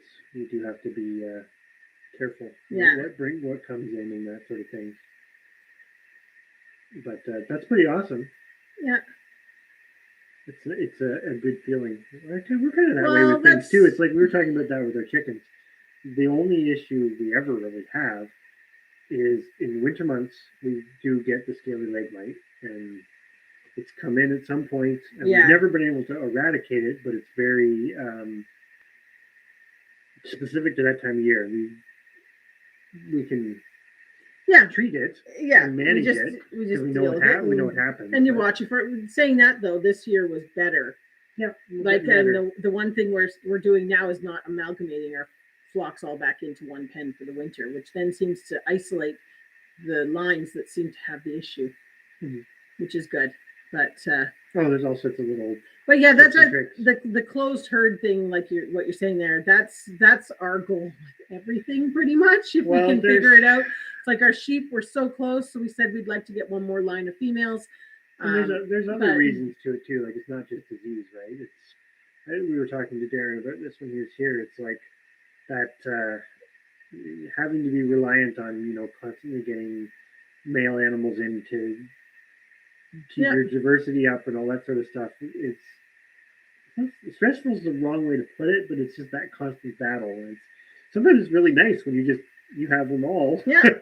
Of course, in some ways that's very different from the historic homestead, right? Because the historic, and we battle with this all the time because it's like the food. It's like the amount of squash we produce or whatever, right? Where people go, how can you eat that much? The chickens are no different. The sheep are no different. How come you have so many chickens? How come you? And it's like, that's because that's what you need to keep it going. And if you don't have that many, then you're constantly dependent on finding it from somebody else. And hoping that the quality is there. Well, and then you throw in the fact that there's so many different breeds, and you're either crossing them, which is nothing necessarily wrong with that, but it just gets a lot more complicated really quickly. And this is kind of where we're at with the pigs right now. Because the pigs just being in that, the coonies are just such a funny breed for people, and those that have them on a large scale have a different mindset than us. That's all. It's a breeder's market. Yeah. And they're an interesting thing because have a good night, Tracy. Yes, have a great night. We'll catch you later. Sunday roaster check. And Darren says he takes credit card, or he can do credit card. Oh, sweet. Sweet. But, now Darren, question that I had. Do you still have the partridge Chanticleer chickens, or are you just the white Chanticleer? You have partridge, right? Well, he's answering that. I'm going to go to Angie's question. We got the sugar beets from Salt Springs Seeds, which is from Salt Spring Island in BC. that was like the only place that we could find them. And so the first time we ordered like 2 packs. Yeah. Last year we ordered a lot more because basically that's the one. I think you might not have been in here when we were talking about this, but this year we have the sugar beets, Detroit red beets, or is it ruby red Swiss chard? I think it is. Yeah. Ruby red Swiss chard, and we also have mangoes that we didn't grow this year, but all 4 are the same species, and they all cross, and they all have very, very different production qualities. Right? Like they're the same species, but they're all completely different, and they're all biannuals. So we're really toying with the idea of like which ones are the biggest priorities. I can tell you right now, priority number 1 is the sugar beets because they're hard to find seeds for. Yeah. So that would be my one. We can, if you can't find it, let us know. It's Salt Spring, isn't it? Seeds, I think it is. Hang on, I will look it up on my cell phone. 1 second. But if you can't find it, we'll. I don't know if they have them in stock right now because it's a bit smaller. So some of the smaller seed companies or online seed companies don't always have stock at the time. But just keep watching. But I would suggest if you want to do it, order a couple packs because they're not always available. Because, yeah. But yes, so all that discussion, we are planning to try to save the seeds from the sugar beets. Now, to do that, we've got to select some beet tubers or beet roots this fall that we want to save over. You do want to save more than a couple. I forget what the minimum population size is, but they do better when there's more of them. But then you get a lot of seeds. So we're hoping that works. So the sugar beets are priority number 1. Well, hello, what is she up to now? Thanks for coming in. Vision Acres, Bake a Leg. Hey, guys. Okay, so Darren still has a rooster of each and 4 hens. That's what we should be sending you home with. It's more perfect Untitled Chapter. I can't find them on their site. Would they be the beets, the root vegetables? I did root vegetables. They only have it there. Yeah. Oh. We'll have to look and see what we can find out. We might still have some. We have some, but we'll have to see what we've got because we might be able to. Hey Scott, how are you? I see you brought a crew with you. Thanks so much. Oh, thanks for everybody who's coming in right now. Yeah. This was awesome. It's been a long time no see. I think you were in Creekside. Oh, this is awesome. Actually, I don't know if I recognize some of the people who are coming in. That's cool. That is awesome. The love raids are... Riley. Actually, you know what? This is our first quote-unquote love raid because it was funny when North Shore was doing them. This was the end of last year. We just ended one when he was coming in, and we went into his as he was organizing it. It was quite funny. Yes. Yeah. She's like, "Oh, you're here." But, I like that you. Sorry, I'm going to digress out of our whole conversation for a moment, but I like that you come in as Vision Acres and Mrs. Vision Acres. I think we should start doing our lives as 2. We should do that because then it saves confusion. Yeah, that's true. We're not just. We don't have to be Hickorycroft and Mrs. but I'm just saying it's like I don't know. We have to figure out how to differentiate. We're not just one entity. No. Oh, no worries, Rambling with the Brums. That is completely all right. It's one of those things nobody can. It's trying to schedule around everybody is pretty much impossible. So and we do get that. We are not worried about that at all. And we've been unsubscribed from people. It's crazy. I don't even understand. You could just watch a video and the next day you're not subscribed anymore. I don't really understand how that works at all. We'll have to look up the Seeds of Creation. Yeah. That's a good tip. Not that we could go up that way too often, but we're not in the grand scheme of things that far. Creation. Where is it? You can go. Oh, okay. So let's check it out. And start calling the mic. That's just it. When we go into other people's lives, most of the time nobody differentiates. It's just we're Hickorycroft. Yeah. And I'll say this to everybody who's coming in now. We know people's names. I'm less proficient with people's names. Oh, I'm not that great at it. I usually like to call out like whatever the the channel name or the account name is, just so that if anybody else, they probably have gotten to it before we did, but then if we're talking about something, they know who it is, as opposed to nothing wrong with it, but it's like if I start saying everybody by name and not everybody knows everybody, then it's like, well, what are they talking about? Yeah. So that's just us, I guess. But goats, sheep, pigs, and chickens. We could even send you home with geese if you want, although we don't have. We don't have a pair for him. He needs to have a pair. A goose. A goose. Yeah, you need a pair. That's true. No geese. We won't be sending you with geese. No. But we could send you with seeds. Yeah. We always send people with seeds. I like what Rob says there, but I love how YouTube decides to make decisions for us. Yep, they do. It's unbelievable. Well, that's a whole nother discussion. But no geese, no ducks. So how are you going to get all this in the truck with the gate?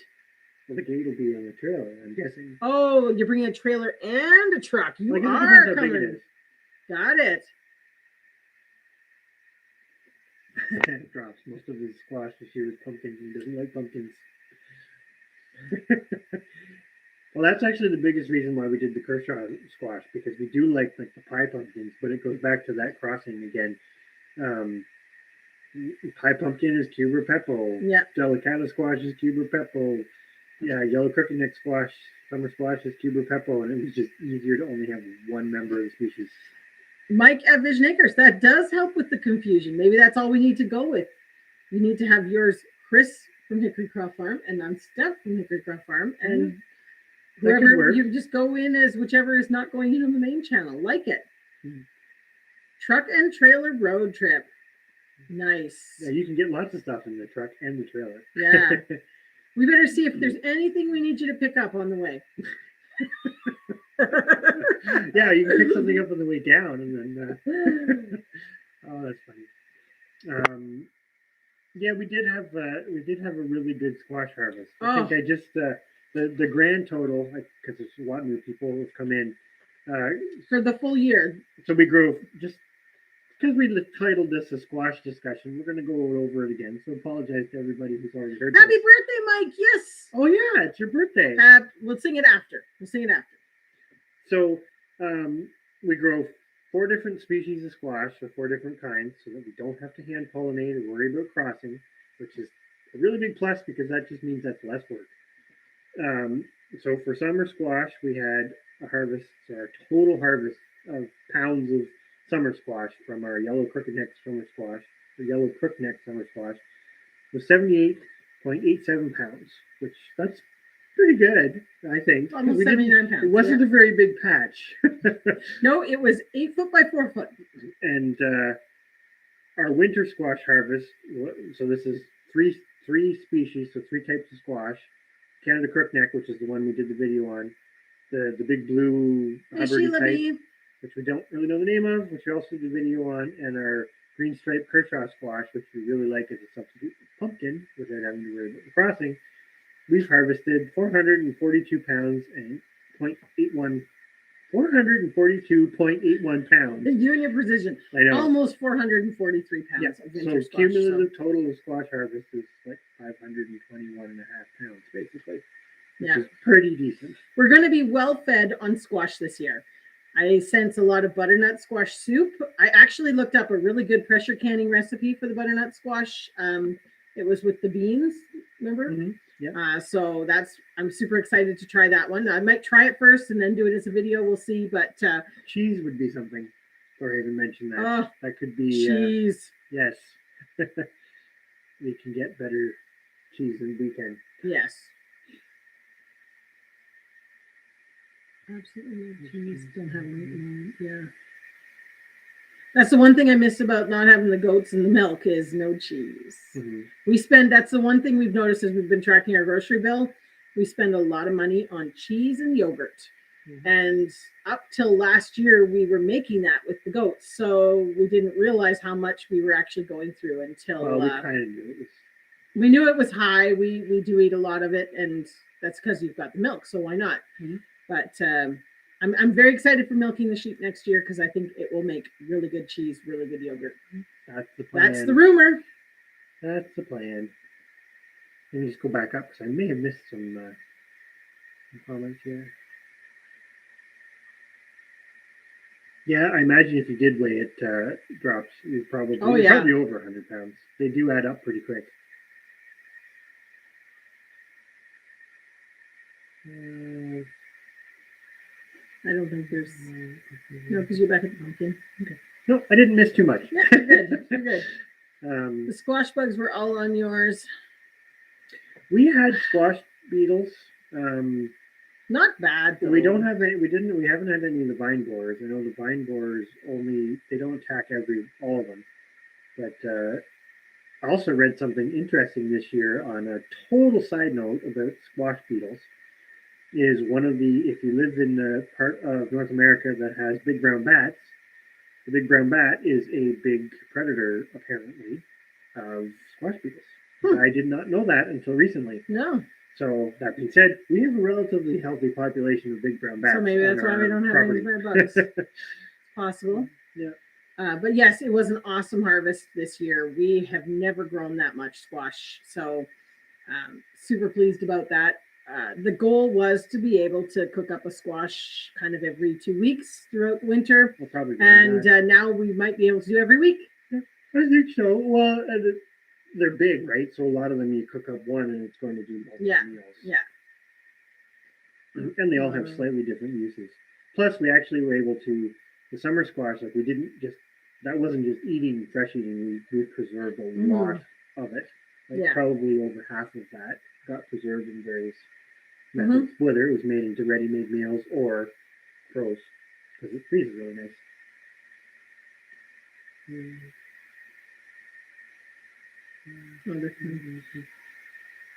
Yeah, the cream with the active, because that's what we were doing that with the fresh goat's milk when we had it, and we could buy some cream here. It's just as expensive as buying the yogurt already done. So, but I should say that we're quite particular about where we buy the cream from.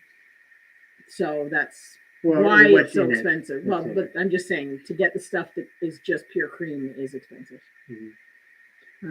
We've had the vine borers in the past. With the Cubrita maxima seems to get affected by it a lot, but never really reduced the yields. It's just they were there. But we don't seem to have them on our new property, so that's a plus. Yeah. I'm sure they'll show up at some point.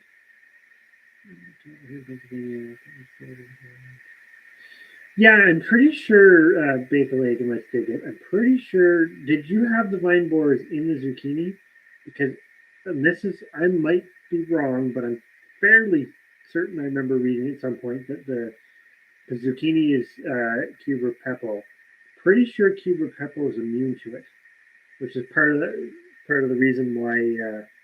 So it doesn't bother. Yeah, I'm pretty sure the vine borer doesn't bother them, because that's the confusing thing with squash, right? It's kind of all labeled as squash, but it's actually there's more than 4, but the bulk of the varieties that you can get in North America are from 4 different species. Thanks for coming in, Thorhaven. Have a good night. And keep us in the loop on your trip. Yeah, whenever it happens, or if you happen to be down. Whose great grandfather was a cheesemaker in Quebec. Oh, that's very cool. Yeah. Drops has white flies. Those are not fun because they're impossible to get rid of. We used to get them occasionally on some of the houseplants, but really, I don't believe there's any good treatment for white flies. They're like immune to a lot. Yeah. Yeah, in the stem, not actually in the zucchini. Yeah. Huh. I think the sheep milk is definitely going to be different, because I think that's the big thing. Like, we know we're not going to get the volume that you could get with a cow. But it's kind of one of those, if we can get multiple products out of something, like we do this all the time. Yeah, these discussions. My mind went straight to to compare it. The cow would be this. My sheep is beep, beep, beep. That was a discussion. Was that last week? I think so. We were talking about the size of the teat and how we were going to milk it. Yeah. That's where my mind went right away. Not about the quality of the milk or anything. It was just like this or this.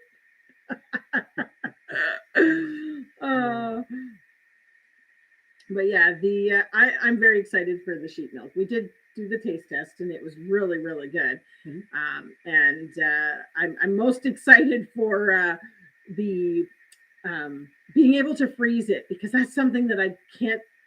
Well, it's not that I can't stand, but it's like the harvest. It all hits you at once, and you've got to do something with it. And of course, the sheep, because you have such a short milking season, it's hitting all at once at the same time as planting and getting the gardens going and everything else. So it'll be nice to be able to just chuck it in the freezer and be able to take it out and make yogurts and cheeses in the off season. It's nice to have those things that you can do later. Oh yeah. Well, it's like like dried beans, all that stuff. We're starting to really like things that can kind of just be there but don't take a whole lot.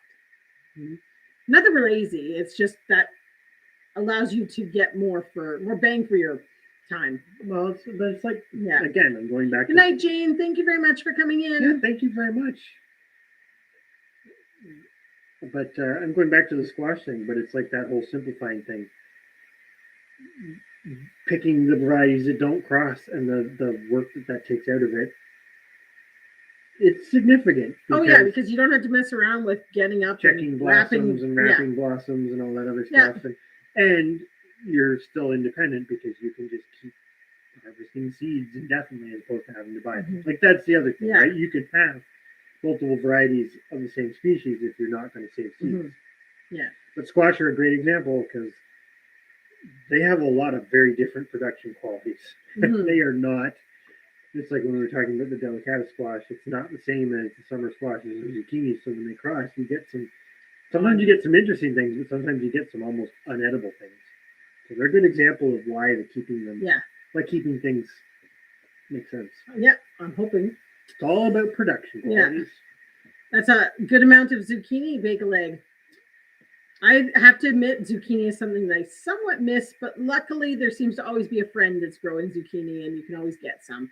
So that's always nice, because I do like it in a few. Like, I do a really nice Italian zucchini stew that I pressure can, and I just love it, and it's not the same without the zucchini. So, in worst case scenario, I'd be buying it, but usually there's somebody giving some to us. Yeah, well, for a little bit they do usually. Yeah. How long are they milk for? You get peak production for about 3 months, and then you can kind of get 5 to 6 months out of they'll lactate for 5 to 6 months. Like when we did the taste test, they'd already been 4 months, and weaned, and I still got a cup of milk with no problem. So I'm going to suggest that it's also something we've never selected for. We've never chosen our sheep based on milk production. So it's going to be interesting to add that to the criteria. Like we often select for certain conformation and meat kind of production, but then we were choosing for fleece as well, because I spin and I want to have the quality nice fleece. It's going to be a real tough, like, those girls are going to have to produce some amazing babies if we need to have milk, meat, and fleece quality.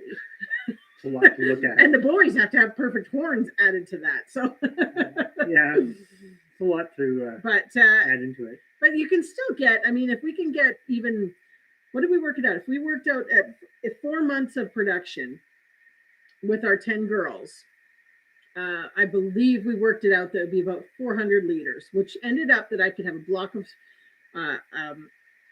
of cheese a week, and I can't remember what it was for frozen per week. But anyways, it worked out pretty decently, and if I'd only got them to milk for 4 months, so that was kind of nice.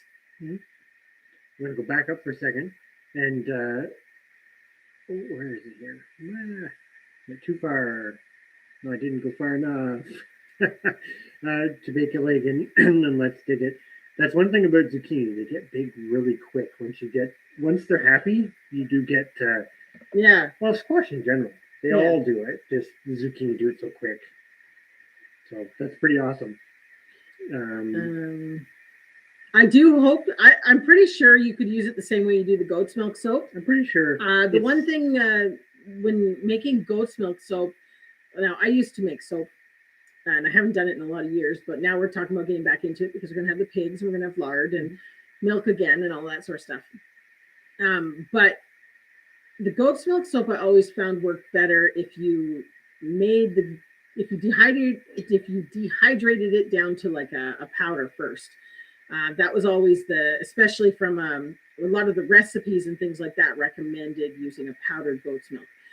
So it'll be interesting to see if I can do that with the sheep, because that's something that I've always kind of wanted to get back into doing a little bit. I still have all the stuff. I still even have the lye and everything. It's all here. I just have not. Solid in it, so it might dehydrate better. Yeah. So it'll be interesting to see, because I've never tried to dehydrate the milk. So that's one thing though that they do recommend is using powdered milk for making the soap to make it better and last longer. So I'm going to try and look into it and see. But as far as I'm aware, I should be able to swap the sheep soap, same as sheep milk will be the same as goat's milk. Yeah. Like, look, we used the donkey milk soap that we got, and that was amazing. Who'd have thought that? Yeah. Well, some places they milk donkeys fairly regularly, but definitely can understand the love-hate relationship, because you're getting such a volume from New Jersey. Oh. You get a lot of great product, but you've got a lot to deal with every day. So that was actually a big reason, because I see Red in the Valley is talking about she'd like to get one. I think me and you, Rakers, said about getting a mini Jersey. That was one of the reasons why we got her. Why we got her, but that's also one of the reasons why we didn't keep her, because we were, I'm going to say it, we were afraid of the other side once she started producing. Yeah, the jerseys now, at least here, most of the time they're coming from a dairy is it an industrial dairy farm? Kind of like a commercial scale dairy farm, where they've been bred to be at max production. That's how they select. And from a homesteading perspective, we were worried that it was just going to be more than we could potentially deal with. Both in quantity and in work because of that. Yeah. Having the milk's not a problem, but no, it was just the dealing with 28 liters a day was a lot. and you had no option. You had to milk her, because her one calf was not going to consume it enough to make her comfortable. That and the trying to deal with the AI stuff, which well, the AI stuff wasn't such a whatever, but and all the bulls all in the neighborhood. Well, we could easily go through. I don't know if we'd go through quite 3 to 4 blocks, but we could go through more of the dairy. What's it? Cheese? Oh gosh, yeah. We do at least 2 blocks a week. It depends on how many of the days of the week we have the kids. See? We gave she gave us a dehydrating idea, and we gave her an idea too. There we go. Awesome. I think it would be nice to try it anyways. I'm super excited, and it's one of those things. It's going to come quick. It's only like 5 months away, and then they'll be into lambing season again, which is crazy, because we're 1 week away from putting them in their breeding groups. So usually Halloween. What is she up to now? Yeah, I like the way you put that. The more you make and do yourself, the less you spend at the store. And like you said, you know what's in it. Exactly. This is the one thing that does drive me. Like, I'm going to pick on milk for a moment, because in some ways where we are, I'm going to say it, the milk itself is relatively benign. But then when you get into the other products and you look at the list of ingredients that are in it, it's like sour cream. Sour cream's pretty simple. Why does it have to have all the other stuff in it? It doesn't really, but somewhere along the line, anyways, that drives me nuts. Oh yeah, and the fact that you have to pay more for it, even though it has less in it. Yeah, but that's the way it goes. Yeah, we looked into super expensive. Yeah, there was many jerseys. Well, here they are hard to find. There's not that many. I should restate that. purebred. I'm noticing something with a lot of livestock right now where there's lots of people selling stuff that they say is one thing. Mini cows. And well, it's not just cows. The best example was somebody was selling the Tamworth pigs, and they were pig. pink. It's like, no, it's not Tamworth, it's pink. But anyways, but so you can get mini cows here and things that people call mini jerseys, but it's kind of quite, you're taking a risk. There's for me in New Acres, there's going towards North, is it North Bay or Sudbury, the lady that, no, that's Thunder Bay. Oh, is it Thunder Bay, Yeah. the one that has all the breeding program? Yeah. Oh. Because there's more of them out in Saskatchewan. And Yeah. Okay. Yeah, you're right. You're right. I'm going to go back to the comment about the donkey stuff. I talk about that because I am not getting a donkey. But he wants a donkey.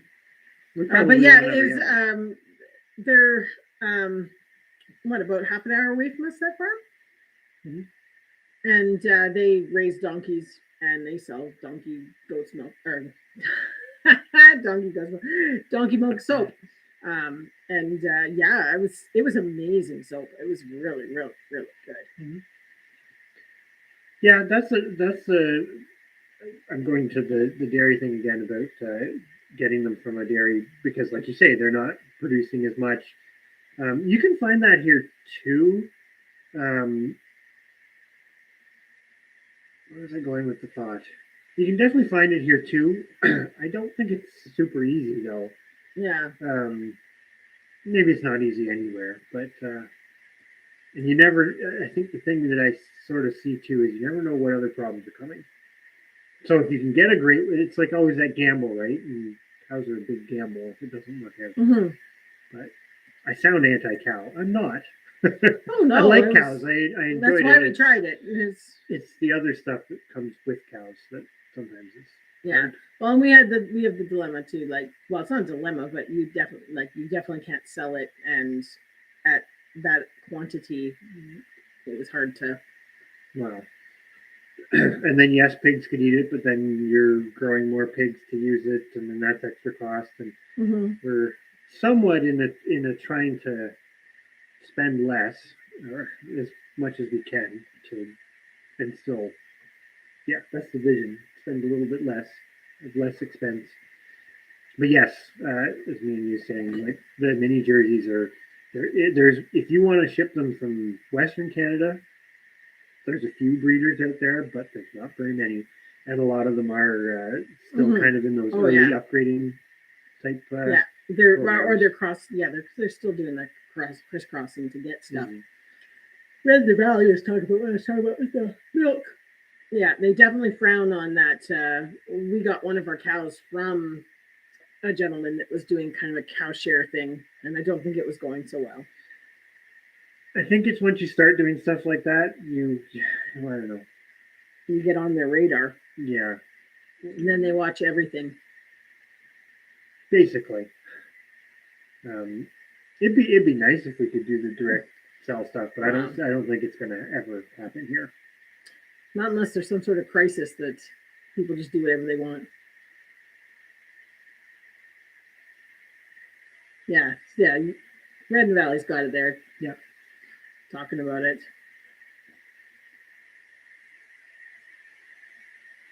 Yeah, exactly. You can only have it if you're and you're actually, it's interesting now, and I'm pretty sure this is across Ontario. We can't feed any of our meat to anybody who comes to our house other than our immediate family, the ones that live in the house. Like if we butcher a chicken, we're not actually allowed to serve that if we have company, because it was not processed in a facility. Yeah, basically it's you're not allowed with meat has to be processed in a provincially inspected abattoir.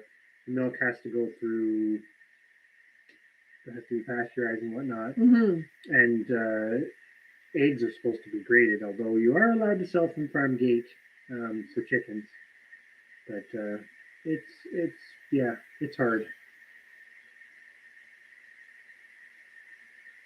No worries about the phone. Thanks for coming in. Oh yeah, no problem.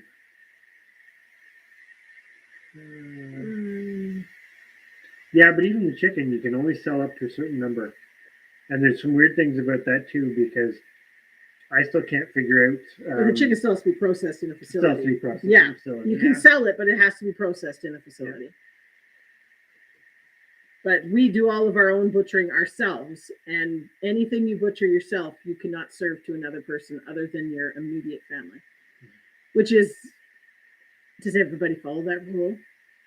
But you run the risk, I guess. Yeah. I'm not sure why the whole thing. It's your own. You're taking that on yourself, really. But half the time, I think things you butcher yourself are probably butchered better. But that's a whole other thing too. But yeah. Sell it for dog food. Well, people do that. Yeah. I don't know. I really. It sounds simple and there's no grandeur in it, etc. But I think the bigger thing, probably the bigger thing now. This is just I'm just going to put this out there as a thought that I have often. Is you're better off to have more people doing some of this homesteading stuff, i.e., having some chickens, having like that old time multifaceted farm where you're really not trying to make a profit or a business out of it. You're just trying to grow enough of whatever it is to feed yourself, the family. Because that puts, if everybody has it, this is something that we talk about with genetics, because I'm going to use chickens, for example. We've got quite a few chickens and multiple roosters and all this other stuff. But in the old days, your neighbor had them, you had them, your other neighbor had them, your neighbor over there had them, and you all had the same kind of chicken, right? Yeah. So you didn't need to have a whole bunch of them, which allows you to have your resources spent on, it's like a cow. You could have a cow, your neighbor's got a cow, that neighbor's got a cow. If everybody's got a milk cow, you don't need everybody to have a bull and everybody to have a herd and everybody, because each one of those animals is consuming a lot of resources from you, right? So the catch now is you pretty much, it's like us with the pigs. We're kind of at this thing where it's like you either have to turn it into a bit of a business, i.e. have a business plan, or keep it super small.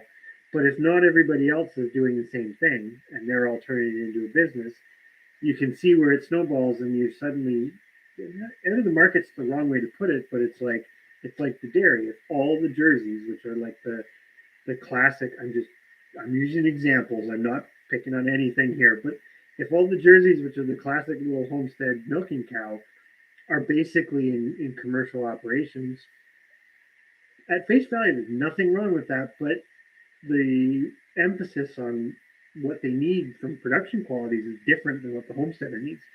Hence why jerseys are getting bigger. Hence why jerseys are producing even more milk. It changes the dynamics of it, I guess. But it's tough because all of this stuff is tied into, it's like the squash, right? You can't just randomly throw a bunch of squash seeds in the garden and expect to get excellent seeds the next year to keep it going. You still have to consider, and that's where it gets hard managing people, because that old homestead relying on your neighbors to have roosters and bulls and all this other stuff so that you can keep going also help them, and that isn't really in existence that's anymore. Not the way things work now, right? Because money is your substitute for time, as opposed to that trade barter, whatever you want to call it. Anyways, that's a huge discussion, but kind of a bit of a downer on the end of the but at the same, it's a downer in one sense, but it's also a bit hopeful in another, because it's like there are solutions to some of these problems. Yeah. I'm going to go back. I'm pretty sure I probably missed some stuff in the chat when I was ranting.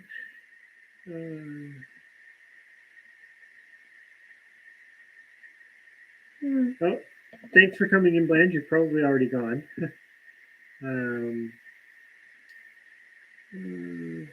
Bakelid too. Probably already gone, but thanks for coming in, Bakelid. I got off on the tirade. Yeah, pigs. That's one thing I will say with the the coonies are different, but with big pigs, you need to know the business side of that's becoming even bigger, at least in Ontario, because you've got to book. So far in advance for the butcher, and yeah. And well, like we had a friend and thought had the meat sold, and then somebody backed out at the end, and you're stuck with a whole lot and a whole lot of expense that you didn't. Yeah, it's a big. yeah, You're turning it into a business. It's no longer. I mean, homesteads can have businesses, but on some things, the emphasis is getting harder. The emphasis is more on the business side yeah. of it to It's keep it way going. that way. But this is the trade-off, because sometimes it's like the disappearance of all the heritage type breeds. Like I say it all the time. When I started homesteading, I started on an upswing where lots of people were getting into it, and it looked really promising. And there's been 2 or 3 blips where people have got into it and out of it, and into it and out of it, and into it and out of it. And every time that happens, those heritage breeds, which are the best adapted for your small scale production, there's no blanket statement that, because there's lots of ways you can go with that, but they go up in population, and then when people get out of it, it's detrimental.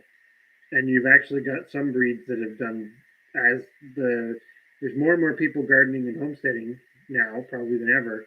But some of those breeds have actually gone the other way, and that's plants and animals. Yeah, which is kind of scary.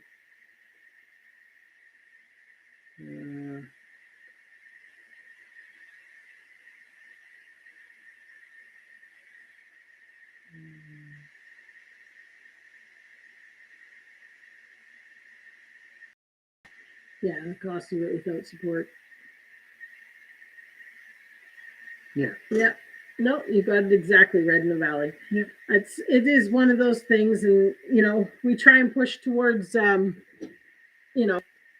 those sorts of issues, but then it is sometimes feels like a big expense to absorb in order to do it But that way. That's where it is nice to keep the records, right? Because it's like when, again, going back to squash, when you can produce that much poundage of squash for very little cost and very little labor and very little effort. We produced all that for no cost. Yeah, technically. Because the seeds we saved, or Miles gave us the Canada Crookneck, or, so you're producing it for nothing. And that's somewhat like, I mean, well, you can't say that with the chickens, but because you have all the chickens, you're putting nothing in the first place. But the homestead economics are very different from the commercial economics. Yes. Because it's like our chickens, you spend X number to get them in the first place, right? Which I've had them since 2009, so that's very well depreciated. But you have your feed costs, you have your housing and stuff, which you're going to have anyways. But they produce all the chicks themselves.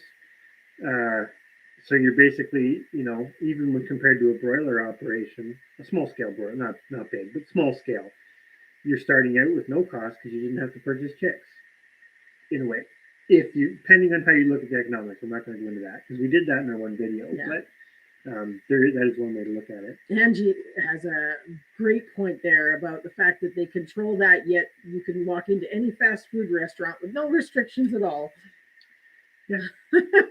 And it'd be a very interesting statistic that I'd like to look up as to how many people have died from, or been sick from food poisoning at a fast food restaurant as opposed to. But it's all a liability thing, right? Because that's the scary part, and I just know this from other aspects of my life. But everything's liability these days. You didn't used to have liability because you kind of were ruled by common law, where it's like, well, hey, Nanya, if somebody butchered the pig and threw it in the mud pit, you probably didn't want to eat it, which means you probably didn't whatever from them. But things are a little more transparent too when you were on smaller scales because you actually interacted with people, that you were getting it from. Whereas now, when it's shipped all over the place, it makes sense that it's liability based because if somebody gets sick, somebody's hoping that somebody's accountable for it, right? There's always got to be a bad guy. That seems to be a kind of a human nature thing. We like to find the bad guy, but then sometimes there isn't one. And so I guess liability is the way to get a little bit beyond homesteading here, but we're getting deep.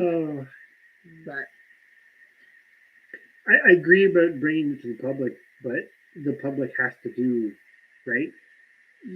If the more food you grow yourself, it's independence because it's like we said earlier, then you're not buying it at the store, which then, yeah, it's putting that in motion is the hard part.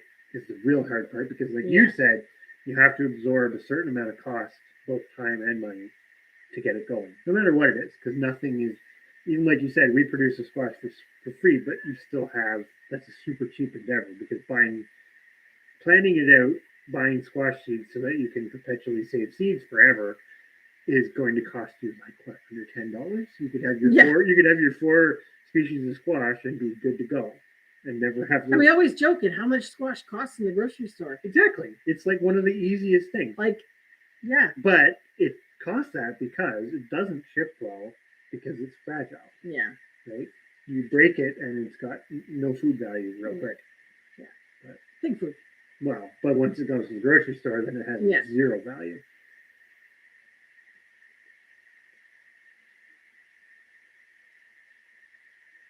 That's fair. If you don't really have the space for them, it's probably not a good idea. Yeah. As much as I'm an advocate for animals. Well, but you really can only do. Yeah, the turkeys. I wouldn't even have turkeys here. The noise we have neighbors way too close to deal with turkeys.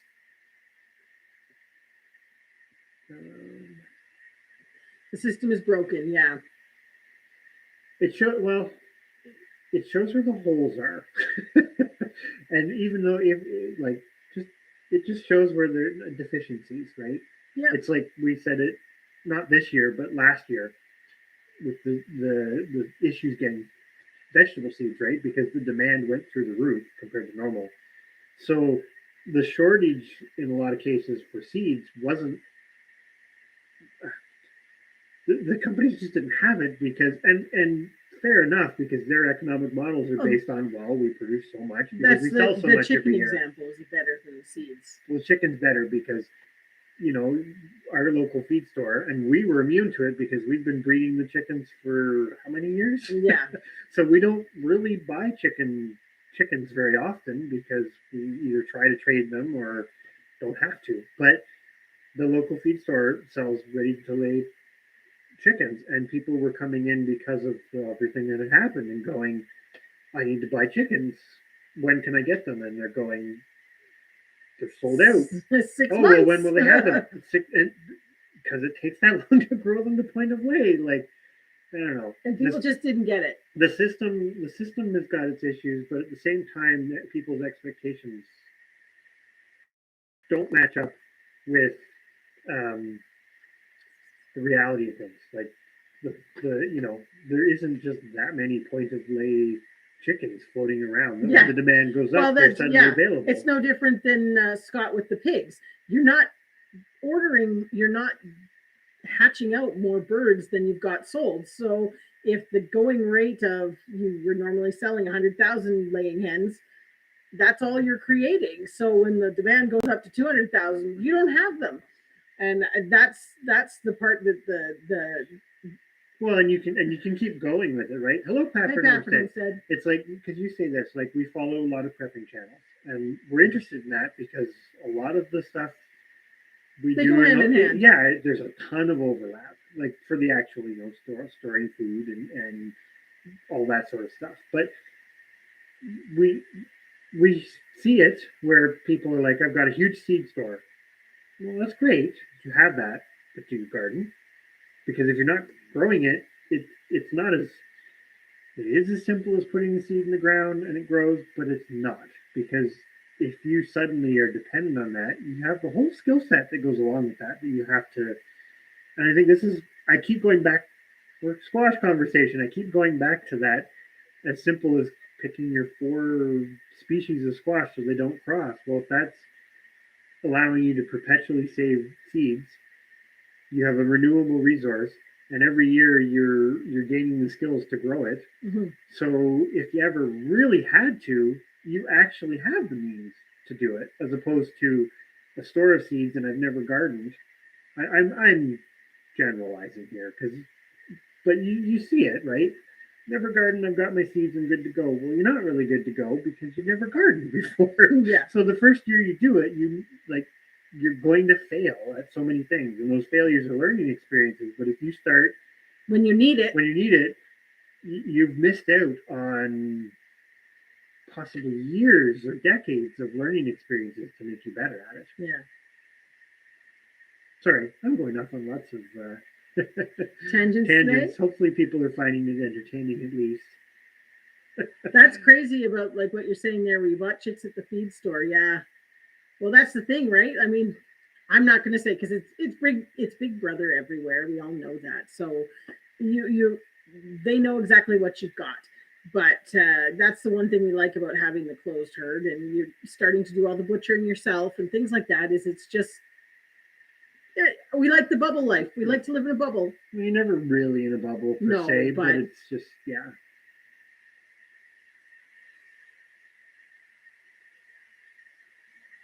But yeah, as I say, maybe this is interesting stuff. Maybe it's too deep for a Tuesday night. There's a ton of layers. There's a ton of layers to it, but I don't know. That's the thing we kind of like is just showing I'm not always right by any means, despite the advertisement here. But I don't know. It's just I like the simple examples, and it's like the squash. I'm going to keep hammering it home. The squash was one of the first things that I started growing because my mother grew tons of it. So we always had lots, right? And yeah, some of it goes bad and whatever, but you always ate lots of it. Mm-hmm. And then when I went into my own living, it was like squash is expensive, relatively. Like it's not, but relatively speaking, when you know how much effort went into it, sort of the shipping, it's fairly expensive. It's a fairly expensive thing to buy, and it was like, well, I can grow it for way cheaper. So there was the seed planting to start all of this. Yeah, and then you just add layers to it, basically. Yeah. And it kind of, I guess, never always worked out that way, but there was always that, reducing cost is important because cost is input, time, money, and energy, right? So, yeah. Who drops me 20 shirts? I have no idea. I should look at the tag and see what company it was made by. It was just a random find at a thrift store. Yeah, that's usually where we shop. But speaking of which, do you want to show off your my new contraption? Well, I don't know if I need to show it off, but how about you? Show and tell time. I got this at the thrift store. Very excited about this. It is obviously a grinder, but we've concluded that it does multiple different things. It's not just a meat grinder. It does vegetables and breadcrumbs and coffee, which is exciting. And we finally have one that is manual because we have a big meat grinder for doing our stuff, which obviously we're going to keep using. But from a prep perspective, we wanted to have something that was manual, simple, and can't break. Not what do you call that? Not grand. Oh, not fancy. No, there's very little that can go wrong. About it. And it came with a nut butter head, which we're really, really excited about because if you've seen our video on the sunflower seeds, we were going to make sunflower butter. And so we were trying to figure out how we were going to do that. And then lo and behold, there is the grinder for $9 at the thrift store with all the attachments. So it has a breadcrumber, the nut butter one, and then the one for the coffee, and which we do think you could actually do the grains with it too. So we're going to try it just to see. We're going to look into the grain part. But yeah, it's what's the brand? It's a Universal. Oh, the brand? Or it was from Connecticut. New Britain. Anyways, it says 1897 on it. Whether that's actually the year of it, I don't know. That's the patent, I'm sure. But it's definitely in really, really good shape. You could tell somebody had been using it up till quite recently. So I'm very excited about that one. Simple little things, right? Simple little changes. Oh yeah. Well, and it's like I say it in every single canning video I do that every canner needs to have that food mill that I use, the Victorio food mill. It is 1952. I think that was what it was. It's from 1952, that food mill. It's useful. And that thing gets used and used. Like, they don't make them like that anymore. You can't just keep using it. It's like what they were saying about this. You can, just it keeps going. You'll have to look Red in the Valley, because it does seem to depend. This one has the what do you call it? It's not. They're just a piece that goes on the end, and they come off real easy. And depending on what they are, you can change it. But I know there are other grinders that look very similar that are just for meat, so you kind of have to just. This one has, like, you can see it's got like the big thingies there, and then if you turn, so this has two heads. So if you turned it with the three thingies that way, it's supposed to be for grinding meat. I think they both of that meat. And then that one, does the fine meats. And this is also the breadcrummer, though. We looked into it. Oh, no, that one over there is the breadcrummer. We looked into it. You can get other attachments, but anyways. Yeah. Like Drop says, if you don't have power, you can still do it. Well, the other thing for us, and this is totally not sustainable because we can't grow coffee, but in the prepping mentality, you could purchase some and store it. Well, this is the thing. I've always had to get it. We have a perk coffee maker so that we could pop it on the wood stove if we needed or anything like that. It's not we don't have to plug it in and have a drip. And it needs to have coarse ground coffee. So I have to go and actually grind my coffee at the grocery store all the time because I don't have a grinder because we just never have gotten one. So now I can buy whole beans and actually store them for longer periods, where like we were only buying maybe 2 months worth of coffee at a time because I had to open the bag, grind it at the store, bring it home, and then that's totally a luxury thing, but it's one of those things. It's like it's a luxury that I must have. No, but you could store enough of it, like you say, to last you a little bit if you needed to.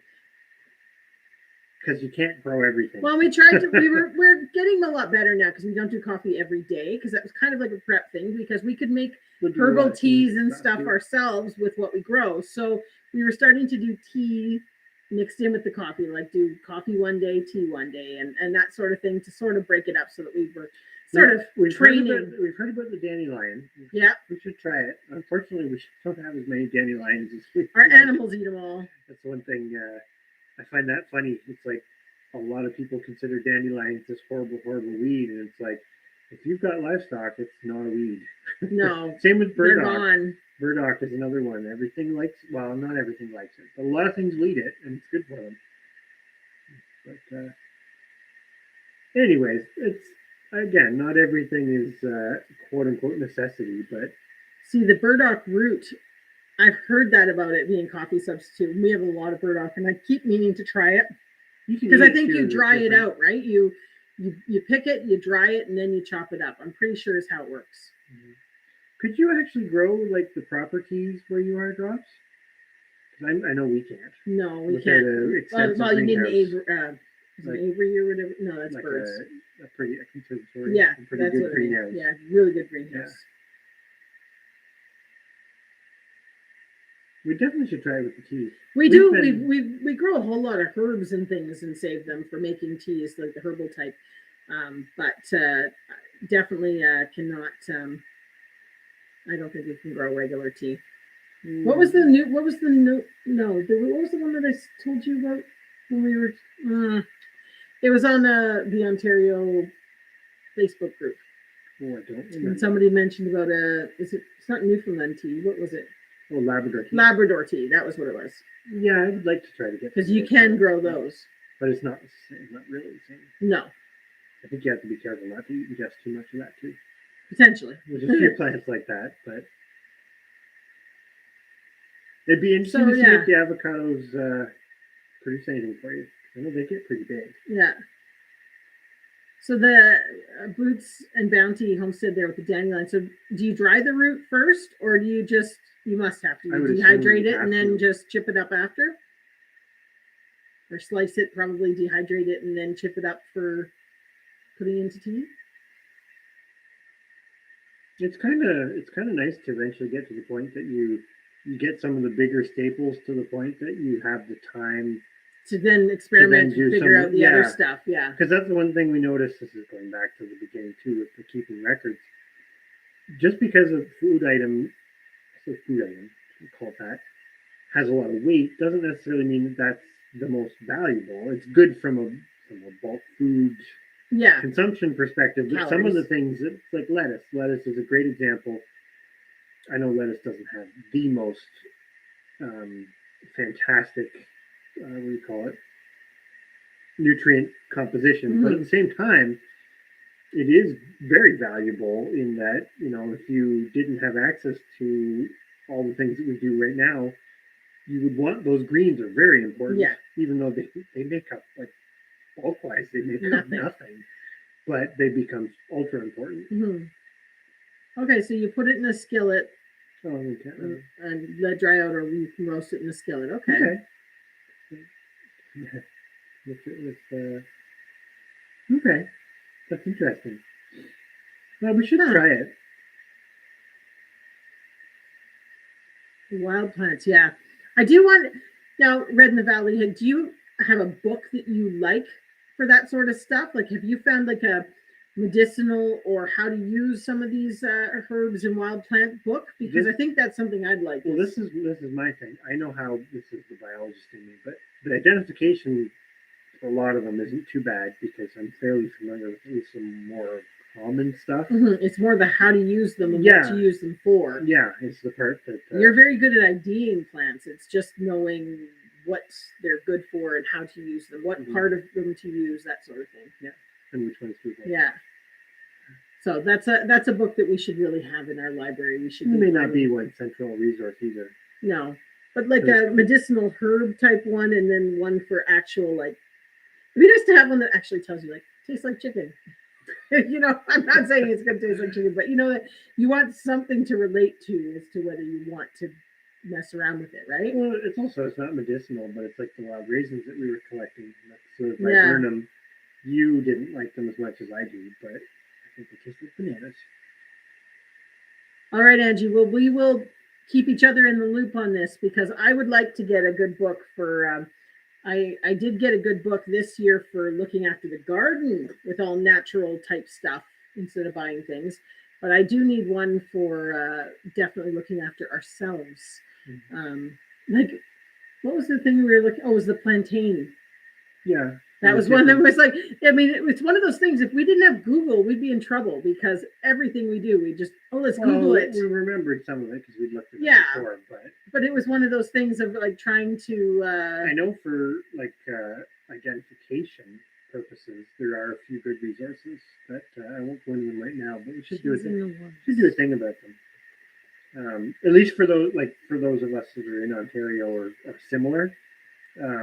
There's some really good plant books that I would recommend, but they don't tell you a lot about using them. It's just good identification. But that's important too, because there are some things you don't want to consume, and they do look similar. Sorry, I'm writing down what Red in the Valley there said. Search on. Okay. I might have one book on edible herbs and plants. Okay. Well, I think it's a Central Ontario book. I will look it up. We should do a couple videos on reviews of books for this stuff because it's important. Like, this is the part too that I find and there's been some great comments about it, like growing some of them, like Boots and Danny said, growing some medicinal plants, but also foraging for them. It's like that's the other part that's where homesteading and bushcraft or foraging kind of overlap, right? Because you've got your homestead, but then you've got all the wild stuff, wild or naturalized. It's kind of around you, and some of them are edible, and some of them are beneficial, and some of them are not beneficial or edible. And it's a lot more. It broadens the scope and breadth of what you do, I guess. Even right down to like pasture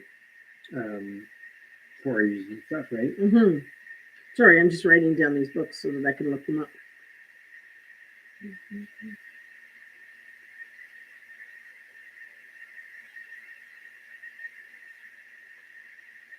Okay, that's good. That gives us some to look for sure. And I'll look up that one book that I do have. And I'll look into some of the ID ones because I think they're worthwhile too. Okay, so Angie watches the She's of the Woods as well. So I will have to take a look at that channel after we're done here. I think I've heard of that one, Drops. I don't have it, but I think I have. I wrote that one down. Okay. Yep. That's interesting stuff. Yeah. Well, and it's kind of one of those things, like we're surprised, like we wander around the property and we do find a lot of very useful herbs and things like that. So, well, and it's funny too, right? Because again, this is going back to historical, but it's like us with the daylilies. Of course, I'm going to call them daylilies and tiger lilies. I know botanically that there's a whole confusion mess of different species that are not related, and some are edible and some aren't. But what we did the video on, that's the daylily or tiger lily.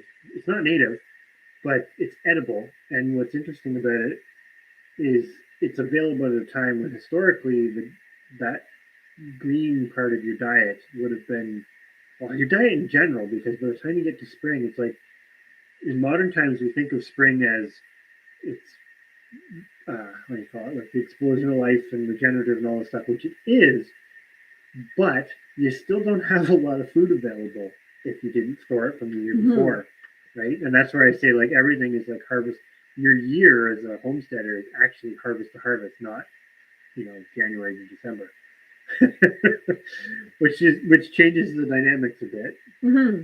So having things around like the daylilies, picking on that as a silly little example, but is great because it's like, if you couldn't go to the grocery store and just purchase it, you've got things that are edible there that can still give you nutritional value at a time when you don't have a whole lot going in your garden.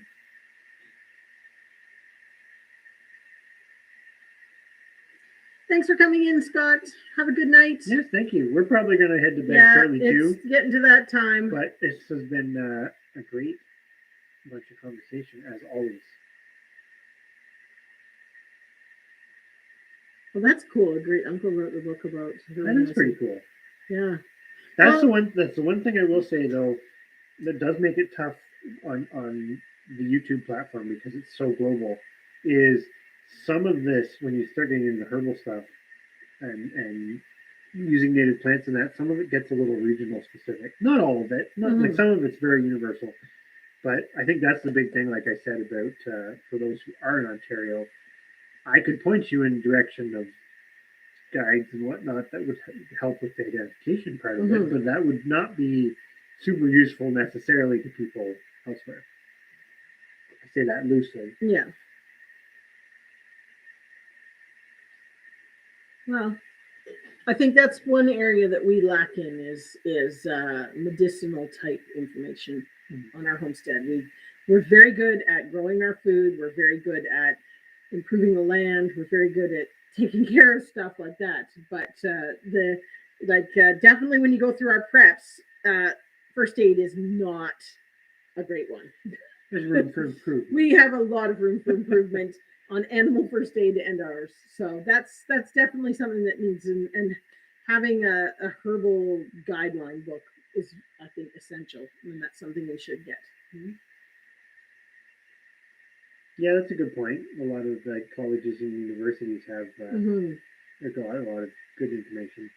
And that's like you say, where I'm bad, because you have that. You have the college smarts and the IDing ability. Yeah. It's just not the what do I do with it at this point now. I know what's edible. Yes, you do. And you know what will make our gums numb. That's true. We have lots of that. Yes. Lots of prickly ash. Big trees. Yeah. But I think it's time for us to wrap up. I think so. Our cats want to be fed, and we've got to get up in the morning. Yes. But, thank you, everybody, for a great night. It's been another great live, and yes. Yeah. As I said, well, I guess I did say it. If anybody, I'll say it one last time for anybody who's still in here. Anybody wants Canada Crookneck seeds and has been in the chat tonight, just let us know. We can sort that out. Send us an email. Our email is on our About page. Send us an email if you're interested in seeds. We are also going to be running the Canadian Seed Challenge again. Actually, this is a good time to bring that up just quickly. We haven't sorted it out. We haven't sorted out all the details yet, but we are going to be running it again. So there'll be an opportunity also to share seeds on through the Canadian Seed Challenge. So we will be trying to get a video organized on that sometime in November to kind of get the ball rolling.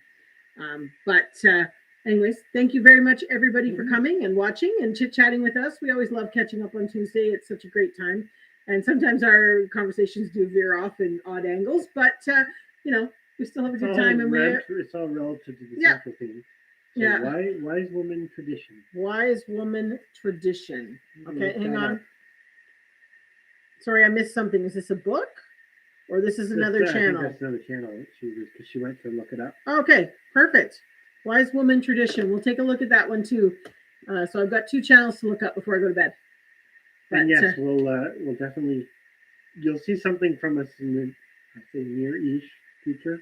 Yes. Not super near. Well, but I'd like to get it going with the ball rolling in November, because last year we didn't do it till the new year, and it was too late for people for starting seeds and getting it all organized. So I definitely want to be at least a month to a month and a half ahead this time. But last year was our first time organizing it, and it was kind of thrown together. It's kind of an afterthought of like, hey, let's do this. Well, yeah. And it worked pretty good. Yeah. So anyways, we'll keep everybody posted on that. Have a fantastic night, and we're actually going to get going this time. No more conversation. We'll talk to everybody later. Yep. Have a good rest of the week. Yep. Bye for now.